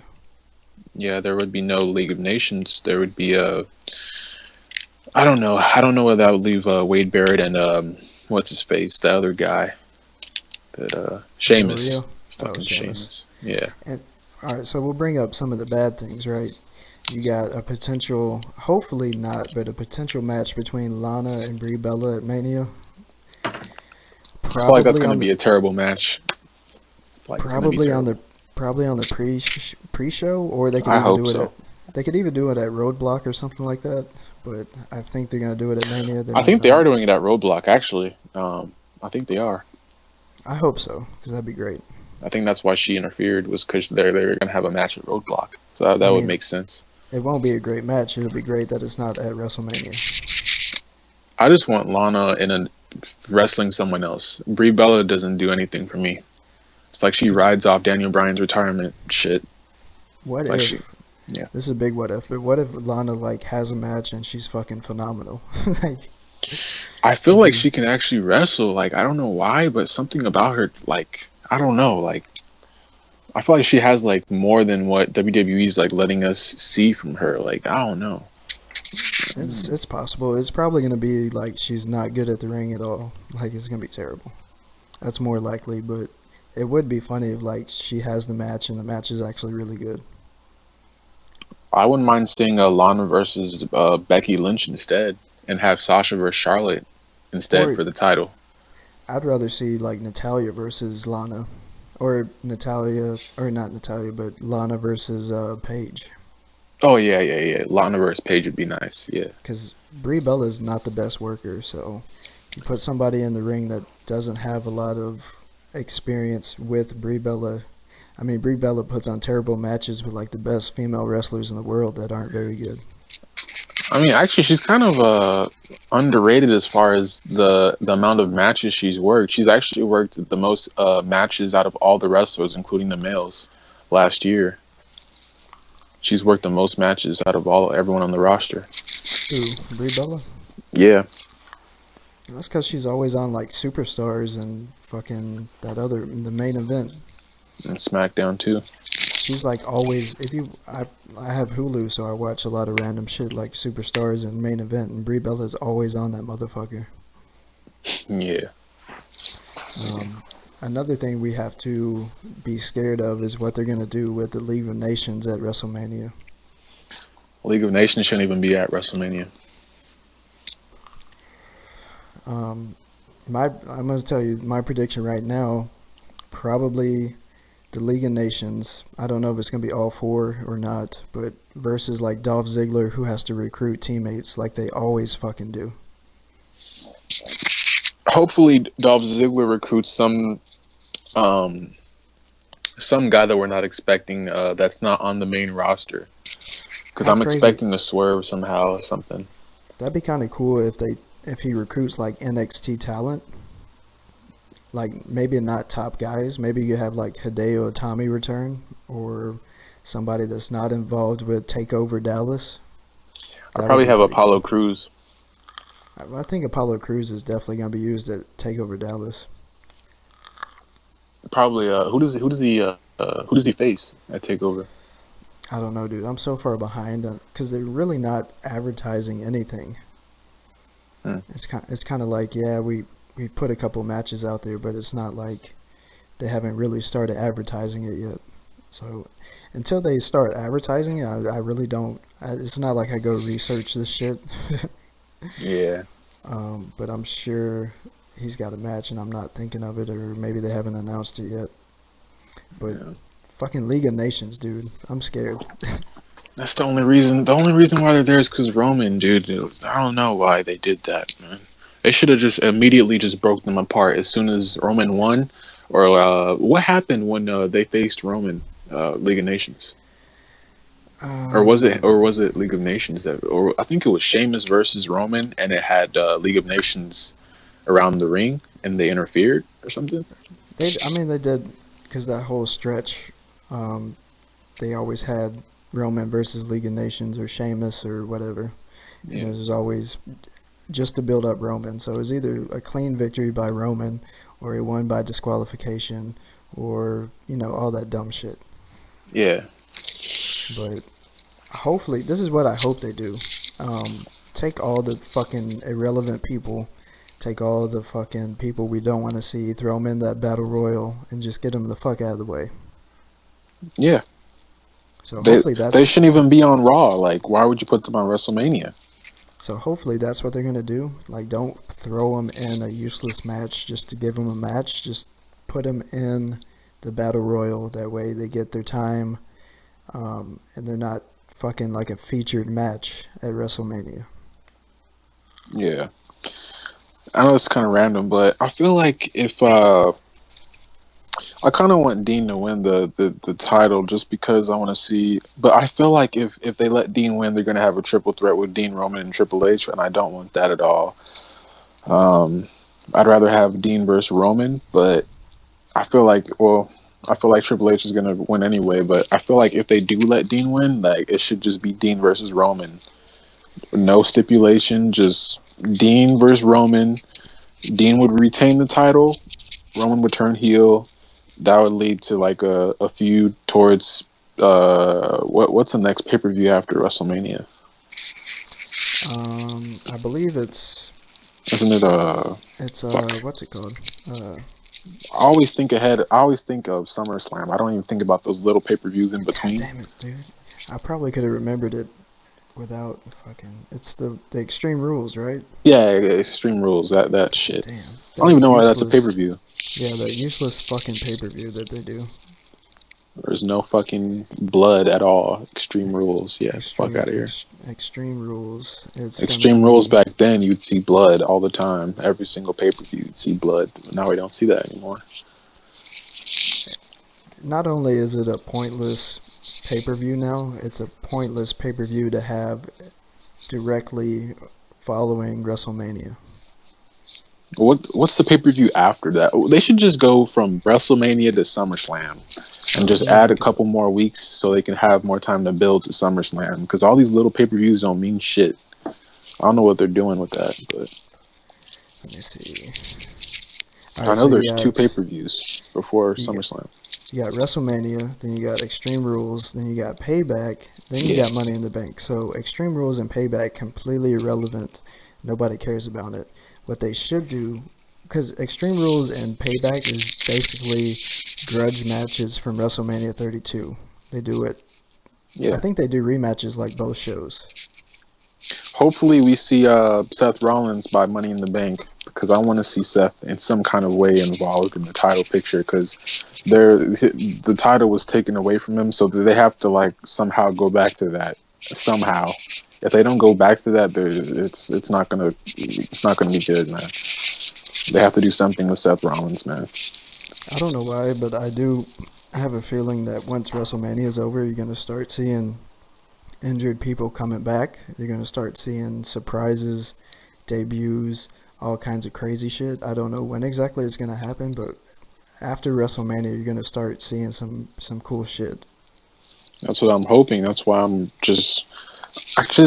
wouldn't really say this about a WrestleMania, but I kind of want to see WrestleMania just pass by us so we can fucking actually see some real shit. Because I don't want to. If we have a main event with Reigns and Triple H, like if Reigns wins clean, like that fucking crowd is gonna go crazy. They might throw shit in the fucking ring. Like it's gonna be bad, dude. There has to be some kind of screwy finish, or someone has to interfere, or Triple H has to retain. Those are the only options. Once you get past the Raw after WrestleMania, it's all pretty bad. Unless, like I said, some cool shit happens, it's going to be really bad for like the next 2 months until you get to Money in the Bank, which everybody usually gets really excited for. Well, it can only get better because with all the injuries that have happened, there's going to be a lot of comebacks. You know, there's Cena, there's Cesaro, there's Seth Rollins, there's so many people that are going to come back. It can only go up from here. So, dude, the pop that Seth Rollins is going to get when he returns is going to be oh crazy. My god, they should save him for Money in the Bank. I should just save him for that. Yeah, make him. That's one way to definitely book Seth Rollins. Make him Mr. Money in the Bank again. Do it all over again. Exactly. Because people were complaining about it, but it was still really. It was probably the best that WWE had at the time. So just completely do that again, right? It doesn't matter who the champion is. I mean, it does matter, but probably gonna be Roman Reigns. It'll probably. I don't think Roman's gonna win at Mania, dude. I feel like he is. I don't think they can do it. I feel like they have the balls to actually do that. I feel like they actually are going to do that. If it was me, I would have Triple H retain, build a storyline between him and Seth, or him and Bray, and then Seth, something like that. But yeah, definitely, if he's ready by Money in the Bank, make him Mr. Money in the Bank again. Please do that. What I'm thinking they're going to do is have Roman win. Have Roman in a feud with Dean Ambrose for like the first couple of pay-per-views, and then right when Money in the Bank comes, probably have Seth Rollins, surprise everyone and come back, and then have them in a feud and be in a triple threat match at SummerSlam. That was actually what I thought they were going to do first originally, but I'm not sure if they're going to do that now with Roman Reigns and all beating Triple H, if that's what they're actually going to do, which I feel like they're actually going to do that. I don't know, man. I don't know what they're going to do at this point, but I feel like if they do that, it'll be better in the long run because we need Seth Rollins on TV. Yeah, I mean, I think the best way to go about it is just have Triple H retain. If you're not going to do a heel turn or anything crazy, just have him retain, build a feud for the future that you can build off of that, and then maybe wait till Seth comes back, do something with that. It's interesting because John Cena, Seth Rollins, and Cesaro could all potentially return for WrestleMania 32 or the Raw after. I would much like to see... I'd rather have John Cena return on the Monday Night Raw and have Cesaro and Seth Rollins on WrestleMania. Yeah, I mean, there's an article that says one or more can make the return for WrestleMania 32, so that'd be pretty cool. Well, Cena's gonna I think Cena's gonna be at WrestleMania. He's not gonna miss WrestleMania. I don't think he is. I can see it now, dude. The main event will be Triple H, Roman Reigns. Roman's about to win. You got the shocking return of Seth Rollins, gives him the curb stomp or whatever the fuck. It helps Triple H win, right? Then you can kind of build animosity between Seth Rollins and Triple H because Triple H will still be the champion, and Seth can be like, "Yeah, I never lost the championship." You can build tension there to build the feud up, right? And then you could have Triple H in a feud with Bray Wyatt, something like that. Maybe Seth screws Triple H over or something like that. As far as Seth coming back, that makes perfect sense. But as far as going forward with that, I don't think Triple H and Bray Wyatt will probably be in a storyline. I think it'll probably be Seth and Roman in some kind of fashion, with Triple H in the background as champion. Well, you're gonna have Triple H in a feud with somebody, right? So you have Roman, Seth in a feud at the same time, and then once both of those finish, it sets up Triple H and Seth Rollins. Or I feel like they're going to do this instead. I feel like they're just going to do a triple threat with all three of them for a number one contendership of the WWE Championship at Extreme Rules. Roman Reigns would win that again. And they would continue pushing Roman Reigns and shit until SummerSlam, where Seth Rollins, or until Money in the Bank, where Seth Rollins would win Money in the Bank, but Reigns would still be champion. And at that pay-per-view, he would face Triple H again, and Triple H would win again. And they would probably lead to Triple H and Seth Rollins and Roman Reigns triple threat at SummerSlam. I don't know what they're gonna do, but that's with their mindset, I feel like that's what they're probably gonna do. Was basically what I'm saying. Yeah, I mean, since we brought up Seth Rollins, that's definitely one way they could go about it. Have him screw over Roman. That way, Triple H retains. Roman doesn't win. Sets up feuds for the future. And it gives you that fucking awesome moment at Mania that they need with Seth Rollins, returning. But it would what it would do? It would make Seth Rollins a huge face. Yeah. And at that point, you can kind of turn Triple H. Turn Reigns heel. Well, they're never going to turn him heel, dude. What they're going to do is they're going to turn Triple H back heel after being a face against Roman. So you got heel Triple H versus face Seth Rollins. Is what I think they'll probably do. Yeah, Rollins is always going to be a baby face to me, but he's not going to be an overwhelming face, but he'll be a baby face just because we haven't seen him in a while. We're probably overthinking it, but that is a pretty good way to end a WrestleMania. I feel like they're just going to let Reigns win. I honestly feel like if I'm right, I'm right, but if I'm wrong, I'm wrong. I hope I'm wrong. I hope to God they don't do it, because it'll be terrible. I pray to God I'm wrong, because it's going to end up bad. You could have Reigns win and then Seth return, and that'll set up Reigns and Rollins. That wouldn't make sense, though, but why would Rollins come in? Like, it would only make sense if Rollins interfered and fucked him over again.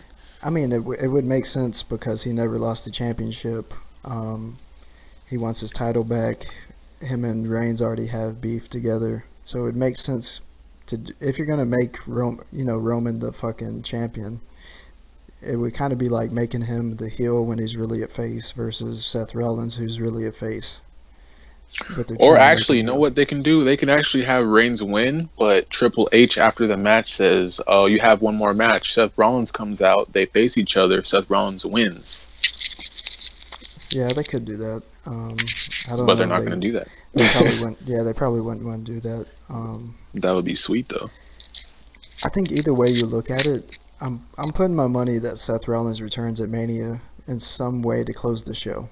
Yeah, he has to. He has to come back. Since I haven't even thought about it till now, it makes a lot of sense. John Cena returning, I don't know how you would return John Cena at Mania.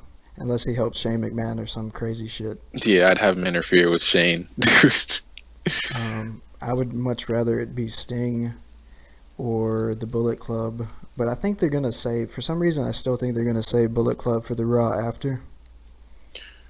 Yeah, they should. No, I feel like that's a WrestleMania moment, though. Like, that's a WrestleMania moment. Like, you want people to see, like, bulletproof. You want to see them at WrestleMania. So that when Monday Night Raw comes, you don't have to, like, it won't be, it's bigger at WrestleMania with all those people there. Like, it'll have a much better impact. Yeah, I mean, I guess it just depends on Cena, right? Cena will be back. You can do Bullet Club at Mania, but I think they're gonna make Finn Balor the leader of Bullet Club. I don't think AJ is gonna be involved because they've been teasing Finn Balor in the Bullet Club this whole time. Well, maybe the Bullet Club interfering in AJ and Jericho's match. Yeah, that'd probably be a better time to do it. Yeah. But I don't see why you would have AJ and Finn Balor in that one group. Because they have the history with each other, correct? They do, but it seems like WWE wouldn't want to put two top guys in that group at the same time. Yeah, you kind of want to build up Finn Balor as a solo competitor to get familiar with the crowd and all, but I think they're more likely to put Finn Balor in there than they are AJ Styles. Yeah, really, AJ Styles is really only associated with the Bullet Club a little bit. Finn Balor's the guy that actually started all that. Yeah. So he's more likely to be put in it than AJ. You could put AJ in it later on because right now it really wouldn't make sense to throw him in the Bullet Club. Yeah, I mean, I don't know. I feel like they're going to turn him heel anyways and have him join. Well, probably not anymore because Jericho's heel, so I guess he's a face forever. Well, I mean, like I said, you can put him in there eventually. It just doesn't make sense to do it right now. What I think they're going to do is have Finn Balor in there, and then later maybe add some more people in. Yeah. But yeah, I just don't see him doing Bullet Club at Mania. I think it'll be the night after. I think it'll either be Cena, Sting. It could be Bullet Club, but like I said, it depends on if Cena comes back or not. I feel like it will be at Monday Night Raw, but I feel like it'll have the better impact on the WWE if they see him at WrestleMania with all those people. Yeah. I mean, he could have his WrestleMania moment. You could do it either way. It's just my gut is telling me that Bullet Club they're going to save for the night after. Yeah, probably. Because they want to include Cena somehow in WrestleMania. One person that we haven't mentioned, and for some reason, I don't know why no one's been mentioning him, The Rock. What is up with The Rock? I think it's because he's not actually going to wrestle. Yeah, so probably. It's kind of like, I mean, the only time that The Rock gets a really big pop at Mania is either when he's wrestling or when it's a surprise. So it's neither one of those this year. He's going to be there, and he's not going to wrestle. So it's kind of like, we're going to get like a Rock promo or some shit. Unless he swerves us and calls someone out and eventually fights it. Who he calls out, that's up to WWE, but you never know. I mean, they like to surprise us at these WrestleManias, so anything could happen. So I don't think he's going to wrestle. What most likely it's either going to be some kind of promo that'll build for next year, or it'll be his involvement with Roman Reigns somehow. That's really the only two things you can do. Yeah. You can build for a match next year. You could have him somehow impact the main event, but I think that's pretty much all he has as far as options go. Yeah. So I think that's why nobody really cares, because they know he's not going to wrestle. They already know he's going to be there, so there's really nothing to be excited about, except for The Rock's going to be there. Yeah, well, we never know. Cause... I mean, you also got Stone Cold that might be there and might do something. You got Shawn Michaels that might be there and might do something. Yeah, I don't think out of all of them, I don't think Shawn Michaels is doing anything out of all of them. But I'd say I'd give Rock a 70%. I give Stone Cold a 50%, and I give Shawn Michaels like a 10%, because that whole storyline with the Undertaker he had, I don't see him ever coming back. Well, on another show, I don't remember what show it was, they said that Shawn Michaels might come back to impact the Undertaker match because the Undertaker retired him, blah blah blah, bullshit. Yeah. So you could have that, right? Or you could have him help the Undertaker. You could have him help Triple H. You could have a whole bunch of little minute details with Shawn Michaels, Stone Cold, and The Rock. Maybe all three of them impact the main event. I could see Stone Cold. I could see Stone Cold helping Dean. Yeah, you could do that too. I'm still pissed off that they hyped up Brock Lesnar versus Stone Cold. Yeah. It was either going to happen or it was not going to happen. But either way, they shouldn't have hyped that shit because it's not going to happen. Yeah. I mean, Stone Cold, I feel like he's still in shape from what I see, but they shouldn't have hyped it up that much. I think Stone Cold has been in shape since he retired, and I think he should have already had another match, a final match or something like that, because they're losing time. I don't know. I'm pretty sure it's not WWE's fault that he hasn't wrestled. I'm pretty sure they've offered him chances and he's just turned them down. If they were to do a match, it would have to be like right now, because this is the biggest WrestleMania, so they would have to wrestle like right now. They would have to build up right now. I guess you could have Stone Cold interfere in the Dean Ambrose Brock Lesnar match to set up a match with Brock Lesnar and Stone Cold, but that'd be a year away. Yeah. It's like all these part-timers, Hall of Famers, they're trying to integrate them in the smallest way possible. And you really can't fit them all in unless it's like a promo or something. Like, you really can't, because you're going to have like 3 matches impacted by, this shit. Yeah. So if I was to have some wrestlers involved, I would probably have The Rock, Stone Cold, Shawn Michaels, probably not storyline-wise, but I would have him interfere in the Undertaker match. But those would be the only 3 I would have be involved. The thing about Shawn Michaels is, like, he's always involved in WrestleMania or another pay-per-view. They've done it so many times with Shawn Michaels, it's lost its luster. Well, if they want to do it, they have to do it now, because this is the biggest WrestleMania capacity-wise. They have to do something, because it's been... The card is not up to par to what people thought it was going to be. So right now, they're kind of, like, scrambling around, trying to find ways to impact the show to make sure it's memorable. And make sure they sell it out.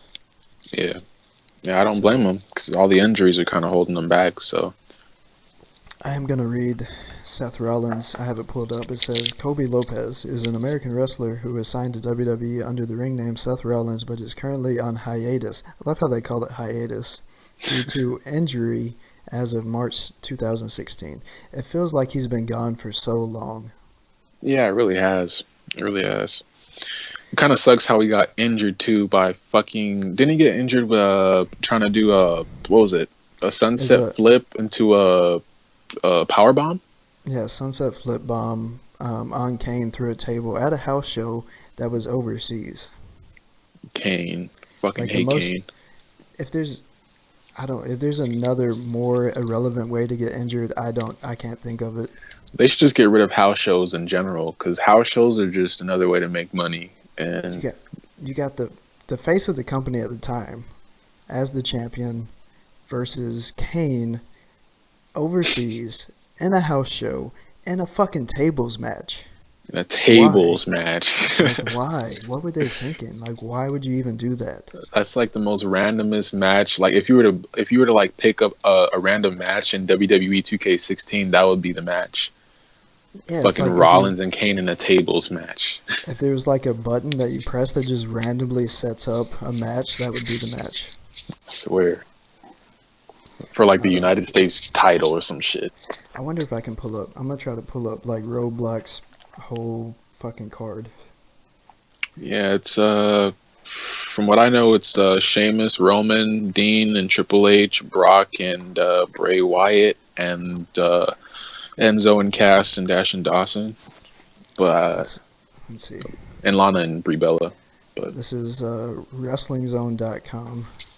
Yeah, updated Roadblock card for announced matches. So let's see what the fuck they say. Roman Reigns versus Sheamus, Brock Lesnar versus Bray Wyatt, the Revival versus Cass and Enzo, and then you got Triple H versus Dean Ambrose. And that was blah, blah, blah. Don't give a fuck. It doesn't have a date on it. Is that the only matches you know about? Yeah, I think I know. I think that's pretty much the whole card. Enzo and Cass, Dash and Dawson, Lana and Brie Bella, Sheamus and Roman Reigns, Dean and Triple H, and Brock versus Bray Wyatt. Or I think it's Bray Wyatt, yeah. Bray Wyatt. It says, what culture did 10 reasons why WWE booked Triple H versus Roman Reigns. They're trying to push Roman Reigns. That's the only reason. No, Triple H versus Dean Ambrose. Blah, blah, blah. I don't even know if I should read this. Probably not. I subscribe to them on YouTube. I'm tired of them. All right, so it's a number 10, Roman Reigns injury cover. Number 9, Triple H getting some heat. It doesn't matter. That's probably why they booked it, but it doesn't matter because he's still going to be a face regardless. Yeah, it's not going to get any heat. It's going to get cheered. It's the opposite. Number 8 is the Daniel Bryan effect. It's not going to happen with Roman. We don't want Roman in the main event. I'm guessing it's for Ambrose. Oh, that's for Triple H and Ambrose? Yeah. Oh, I thought it was Triple H and Reigns. No, that's what I think I said the wrong thing, and then I said I meant Ambrose. But they want Ambrose to get over as an underdog babyface. I think he already is. He's naturally an underdog babyface. Yeah, so. Pretty much. You don't need to do that. Then you got number 7, Ambrose's popularity boom. And he's only got a popularity boom because it's fucking Triple H and Roman Reigns. Pretty much, yeah. A sell was needed for the network special. It was not needed for a network special. Oh my god. It wasn't needed. Separate headline, blah, blah, blah. The Roman Reigns versus Sheamus is the headline match for some reason. That's the head. So wait, that's the main event? That's not the main event. That's what it says. It says. No.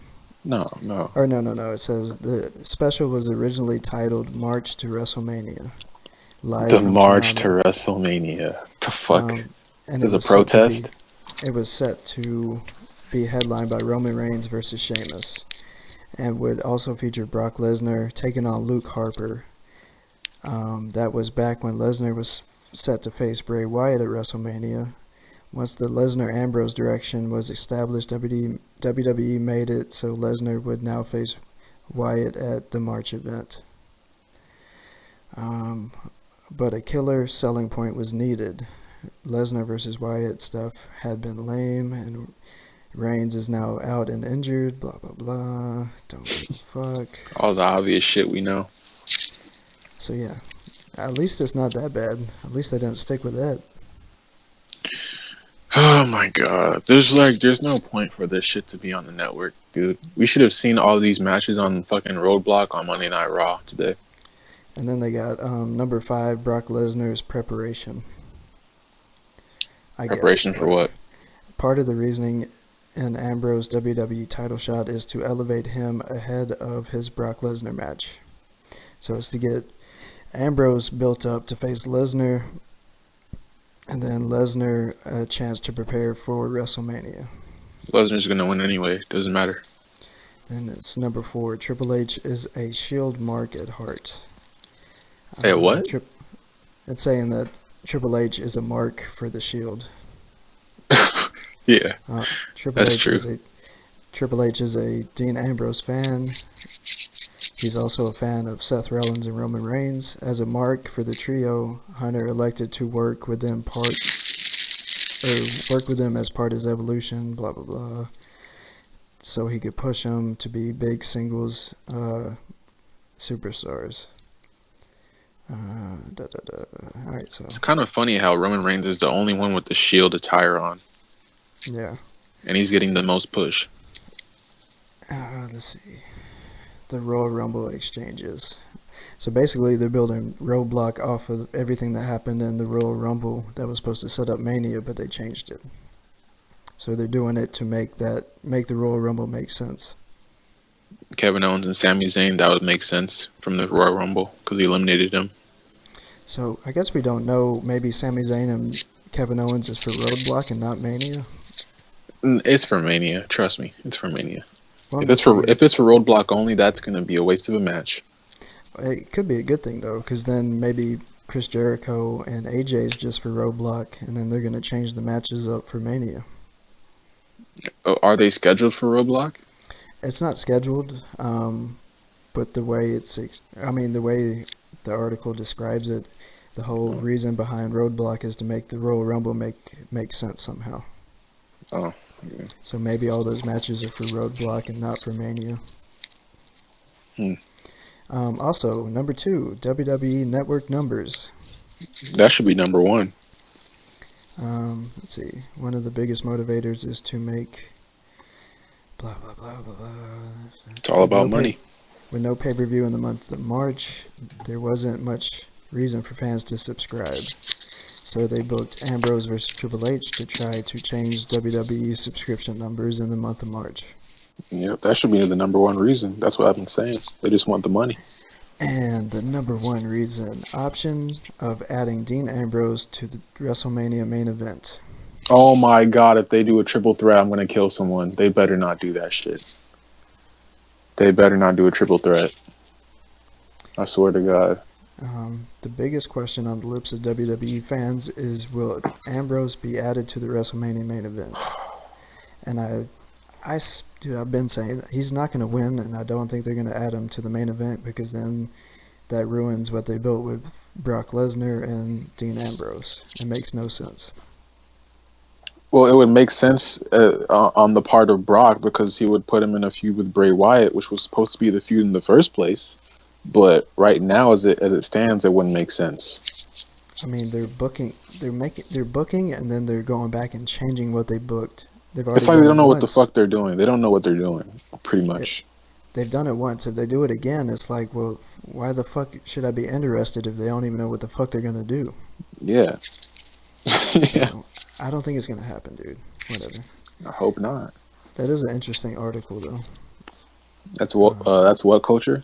Yeah, What Culture posted it 9 hours ago. Yeah, I subscribed to them on YouTube. So. Oh, we got one. Heavy.com posted 3 minutes ago. Preview matches and predictions. Like I said, the Revival versus Cass and Enzo. Brock Lesnar versus Bray Wyatt. Triple H, Dean Ambrose. And that's all they fucking said. You said it's the Revival versus Enzo and Cass? Yeah. I thought it was Dash and Dawson. That's their new name. Oh, they changed it. Yeah. They finally got a tag team name. Dash and Dawson. I kind of like that name, Dash and Dawson. Yeah, it's... Well, I mean, the Revival, I guess, helps them get over a little bit because, like, the whole thing with, like, who's Dash, who's Dawson. Yeah. They kind of move away from that. They have their own name. I wish Cass and Enzo had a tag team name. What would you call them, though? I mean... Something.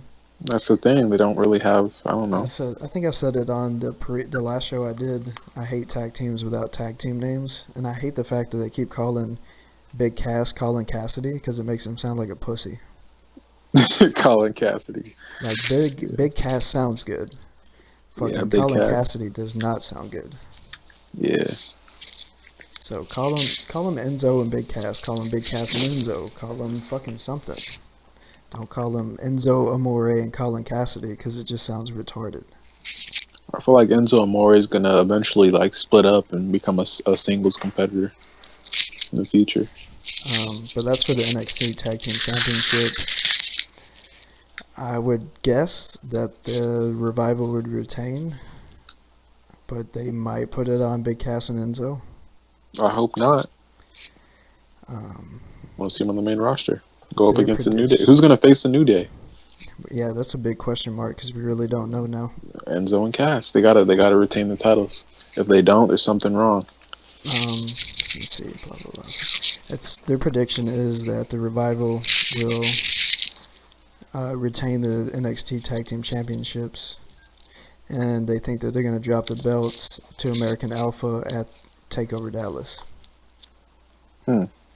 So that makes sense. I don't care about the rest of their predictions, so we're gonna skip that. I can't find like a full match. I don't think they've announced every match for that live event yet. For Roadblock? Yeah. They should have by now. The go home show for that shit was today. So. You would think. I mean, I guess they could do it on SmackDown. No one watches SmackDown. I know, but they do it anyways. This is my gut feeling that they're adding the AJ Styles versus Jericho match to that. I think they're gonna add the Kevin Owens Sami Zayn to that. That would make sense to me. Honestly, I'm just sick and tired of this AJ Jericho feud. I just want to see that shit just squashed and over with. That's what I'm saying. That's why I think they're gonna put it on Roadblock to end it before Mania, so they can move on to something that people actually care about. So hopefully that's what we get. Put all of them in a ladder match, 6-man ladder match, IC title. Have Kevin Owens and Sami Zayn be the two on the ladder reaching for the belt. Have Kevin Owens win. Fuck it. Let's try to think of every match. We got Undertaker versus Shane, Hell in a Cell. You got Triple H, Roman Reigns for the championship. You got Dean Ambrose, Brock Lesnar in a street fight. Then you got Triple Threat for the Divas Championship with Charlotte, Sasha, and Becky. Trying to think if there's really no other match that was announced, right? That we know about? No. The New Day don't have anyone to wrestle. Tag team titles. We still need that. We still need a United States Championship match. I think we still need them to announce a Intercontinental Championship match. I think those are going to be ladder matches for some reason. So that's 3 matches that we don't know about. We know about the Andre Memorial Battle Royal. That'll probably happen. Yeah. So really we got only 5 matches. So you never know. There could be a surprise match too that we don't know about. Somebody returning, somebody debuting, just a complete throw out. Something thrown out there that we don't see coming. They need a throw out match because that fucking card's terrible as it is right now. So if you add, if you add those 5 matches plus the 3 we don't know about, you got 8 matches. I don't know how many matches they usually have at Mania. Usually WrestleManias are made by the main event. If Triple H and Reigns are the main event, it's going to be terrible. There's no way around it. Even if it's Shane and Taker, the overall is WrestleMania is just not going to live up to the expectations. So let me see. I'm going to look up the match card right now to see if they announced anything. Yeah, I think it was just the one you mentioned. I think that's it. I hope this is the right thing. Might see a social outcast match. Oh God, kill me. That might be those ones that haven't been mentioned. That's the only ones that are announced. Is the ones that I just said. Yeah, League of Nations hasn't been announced, so. Let me see. I'm gonna go back to WrestleMania 31 and see how many matches they had. Wikipedia. I think they had like 7. Where's the matches at? And then they had that. They had that 20-minute Rock promo. Took up a lot of time. At last year's. Oh yeah, with Ronda Rousey. Yeah. Yeah. Event. Wait, match card. It's like that promo means nothing now because we won't see Ronda anymore, I guess. All right, so you got the pre-show had the Fatal 4-Way Tag Team match. And then you had the Andre Memorial Battle Royal. Andre the Giant Memorial Battle Royal. That's 2. You had the ladder match. You had Seth Rollins, Randy Orton. You had Sting versus Triple H. I'm not going to talk about that. It never happened. The Bella Twins versus AJ Lee and Paige. Completely forgot about that. So that's 6. 7 was Rusev versus John Cena. Yep. You had that stupid ass 20-minute promo. Yep. You had Undertaker, Bray Wyatt. That was match number 8. And then the main event. So that was 9 total matches. Considering that was 31, 32, I'm guessing he's going to have at least 11 to 12 matches. I don't think so. Not with the injuries. Well, yeah, probably 8 or 9. Actually, yeah, you're right. You're right. We're sitting at 8 matches that we know could happen. So there's still 1 match that could be like a surprise match or a throw-in match. Stone Cold versus The Rock. Ooh. How crazy would that shit be? That shit would fucking tear the house down. Let's say, like, WrestleMania is about to end. You think it's over and shit, and then something happens. That's like fucking Stone Cold comes out in a fucking Jeep Wrangler. But you couldn't do it unannounced. Maybe they could announce it later. They can do it unannounced. They could do it unannounced. They've had unannounced matches in the past. They could do it. I just don't think they would. They would want to advertise it. Yeah, they would actually. Yeah. But we're sitting at 8 matches. Maybe they'll keep it 8 matches. Maybe they'll throw in a couple more. But they'd have to throw in a couple more, man. Just 32. It's WrestleMania 32. Is this like what? 4 or 5 hours? Yeah, 5.5 hours. 6. It's usually 6 hours. Jesus Christ. They're going to have to do something. And there's no commercials this time. I forgot to mention they could do Lana, Brie, Bella.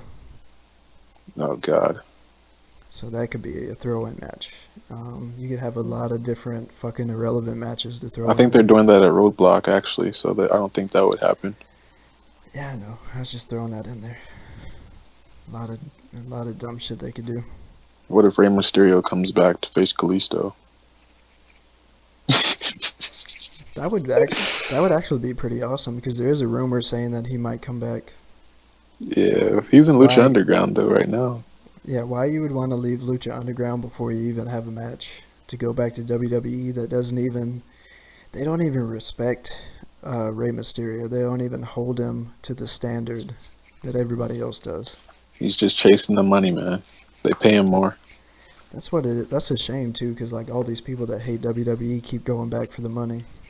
AKA Dolph Ziggler. Fucking AKA anybody. Yeah, pretty much. Del Rio, Dolph Ziggler. CM Punk will probably eventually go back. Yeah, I keep on telling people he's going to come back eventually. We're like, no, he's not going to come back. You hear what he said about Vince? Like, dude, he will be back. Just like the rest of them. Close your eyes and imagine fucking CM Punk and Lucha Underground as the champion sitting in that throne, dude. That'd be so tight. Dude, CM Punk would run shit in Lucha Underground. He would make Lucha Underground relevant. I'd rather see the Bullet Club and Lucha Underground, to be honest with you. I'd rather see anyone in Lucha Underground. I'd rather see anyone in Lucha Underground. We got to do a Lucha Underground, dude.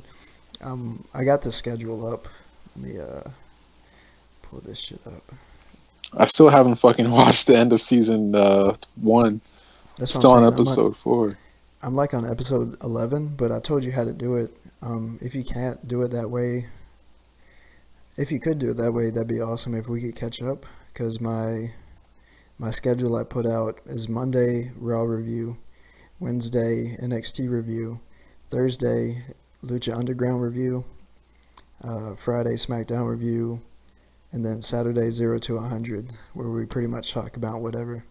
Yeah, I'm going to watch that shit on tomorrow then. I'm going to try to catch up on the episodes. And then Sunday, we got special event pay-per-view review, which I guess we'll have... They got Roadblock on a Saturday? Yeah, it's on Saturday, so I guess we're gonna have to change that. We'll change 0 to 100 to 0 to 100 Roadblock, or just change it completely. Yeah. I mean, I guess we could do it on a Sunday, but we should probably capitalize and do it on Saturday. Yeah, we can do both for one day. Yeah, we could do like 0 to 100 Roadblock or some shit. 0 to 100 Roadblock. Just put a fucking barrier as the background. Why they even have this event happening, I don't even know why. Why it's on a Saturday, which goes completely against everything they're about for pay-per-views, was beyond me. Or events in general. It reeks of desperation. That's terrible marketing. They know all their pay-per-views are supposed to be on Sunday. Well, I guess WWE's logic would be like, well, it's not a pay-per-view, it's a special event. And I think the previous special events have been on Saturdays. The Beast of the East was actually on the Saturday, so yeah. I think they always do special events on Saturday because it kind of makes it feel unique and different. But a 3-hour special event? 3 hours. That's a pay-per-view. All the other special events have been shit, except for... Beast in the East. Let me look it up. Yeah, Beast in the East was actually really good. Brock Lesnar and what's his face? Forgot. You had what was it? They had Elimination Chamber, which was garbage. They had King of the Ring, which was garbage. Then King of the Ring was good, but they don't know how to fucking use the wrestlers that win that shit correctly. Well, I don't think it was good. It would have been good maybe if they gave it to Neville. But they gave it to Barrett, and they didn't do shit with it. So, if you look back on it, it was fucking terrible. They would have to use that to it would have to have a purpose. If you're King of the Ring, they could say, okay, if you win King of the Ring, you can challenge for any of the lower championships at any time. All right, so you got. They could do that, but March 12th, 2016, this upcoming Saturday, WWE Roadblock from Toronto, Ontario, Canada. Then you got NXT TakeOver Dallas. That is going to be on April 1st, 2016 from Dallas, Texas. 2 days. Why is it 2 days before WrestleMania? 2 days before WrestleMania. I don't know. It's on Friday, right? Yeah, WrestleMania is on Sunday. This is on Friday. WrestleMania 32 is on April 3rd, 2016, which is Sunday. And there's Monday Night Raw. I thought, isn't Hall of Fame on Friday, or is Hall of Fame on Saturday? I think Hall of Fame is on Friday. No, I think they do NXT Dallas and the Hall of Fame. I think they do the Hall of Fame first, and then NXT Dallas is like around nighttime, which is like 7 Eastern time. So try to look it up. They usually do Hall of Fame on Friday, unless they change it. Where does it say it? I want to see The Godfather come out. Yeah, that's going to be fucking hilarious. Alright, so date and time. Just give me the date and time, Google. That's all I need. Time and location. That's not what I was looking for. God damn it. What are you on right now? I think I found it. You're on like Bleacher Report or some shit? No, I'm on Wiki. Oh. What a reliable source. Wiki. God damn it. Just tell me when it is, motherfuckers. I'm hungry as fuck. I need some chimichangas. Chimichangas? I'm Mexican at heart.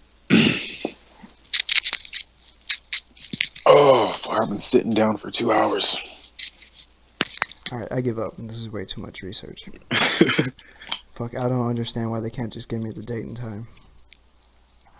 Alright, fuck it. We'll just assume that it's... Because I think it's always on Friday, right? Yeah, no, Hall of Fame is usually on Friday. I thought it was usually the day before Mania. That would make sense, but I thought it was usually on Friday. I think it'll be on Saturday. So they're doing before TakeOver. NXT was always on Friday, unless they changed it. I think it'll be TakeOver, Hall of Fame, then WrestleMania. Yeah, I guess so. I think I would rather have Hall of Fame, TakeOver, than WrestleMania. Yeah. But whatever. Don't know what their logic is. I guess to give us time between the shows. Maybe. Shit, I hope. But that's a lot of...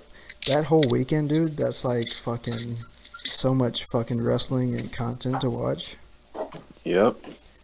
And I'll be at home waiting for it. I'm not complaining. I'm just saying it's a lot of fucking shit to watch in 3 days. Well, I might not watch the Hall of Fame shit, but I'm definitely watching NXT Dallas because I want to see who's going to win, if Balor's going to win or not, which he probably won't. I don't know about you, dude, but the Hall of Fame, I look forward to that almost just as much as WrestleMania. If there's someone, well, for me, it's not really, Especially this year. Since it's Sting, I'm fucking super pumped, but I have a feeling that it's going to be underwhelming like everything they do with Sting. Well, yeah, that would be the only reason I watch, will be because of Sting and The Godfather, but as far as them two, I probably wouldn't watch it. I mean, not to mention, they got Ric Flair inducting Sting in the Hall of Fame. And that's cool. Ric Flair will probably go 20 minutes over telling stories about himself. Yeah. All right. Yeah. I guess we can wrap this shit up. How long have we been going? Like 4 hours? 5 hours? 2 hours, 23 minutes. It's felt like fucking 2 decades. Oh, shit. Yeah, but we did a good job of going over everything that happened. Yeah. Alright, guys, this has been the WWE Monday Night Raw review with MJ Smith 23 and the official LTP. You guys can follow me on Twitch, Twitter, Instagram, Facebook. Most of them are MJ Smith 23 or the MJ Smith 23. You can find LTP on Twitter at the official LTP. You can follow him on Instagram, the official LTP. And what was the other one? CEO Chief Skeet. CEO Chief Skeet. Follow me on Snapchat. CEO Chief Skeet, one of the greatest Snapchat names in the history of Snapchat. Thank you. I take pride in my Snapchat names. Thank you. Alright, I've been MJ, he's been LTP. I hope you enjoyed the show. If you did, hit that thumbs up. Leave some comments down below. Tell me what you thought. If you think we're stupid, if you agree with us, just let me know.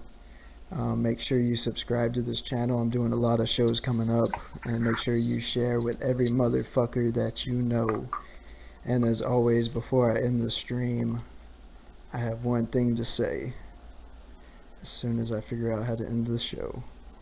We coming for you, nigga.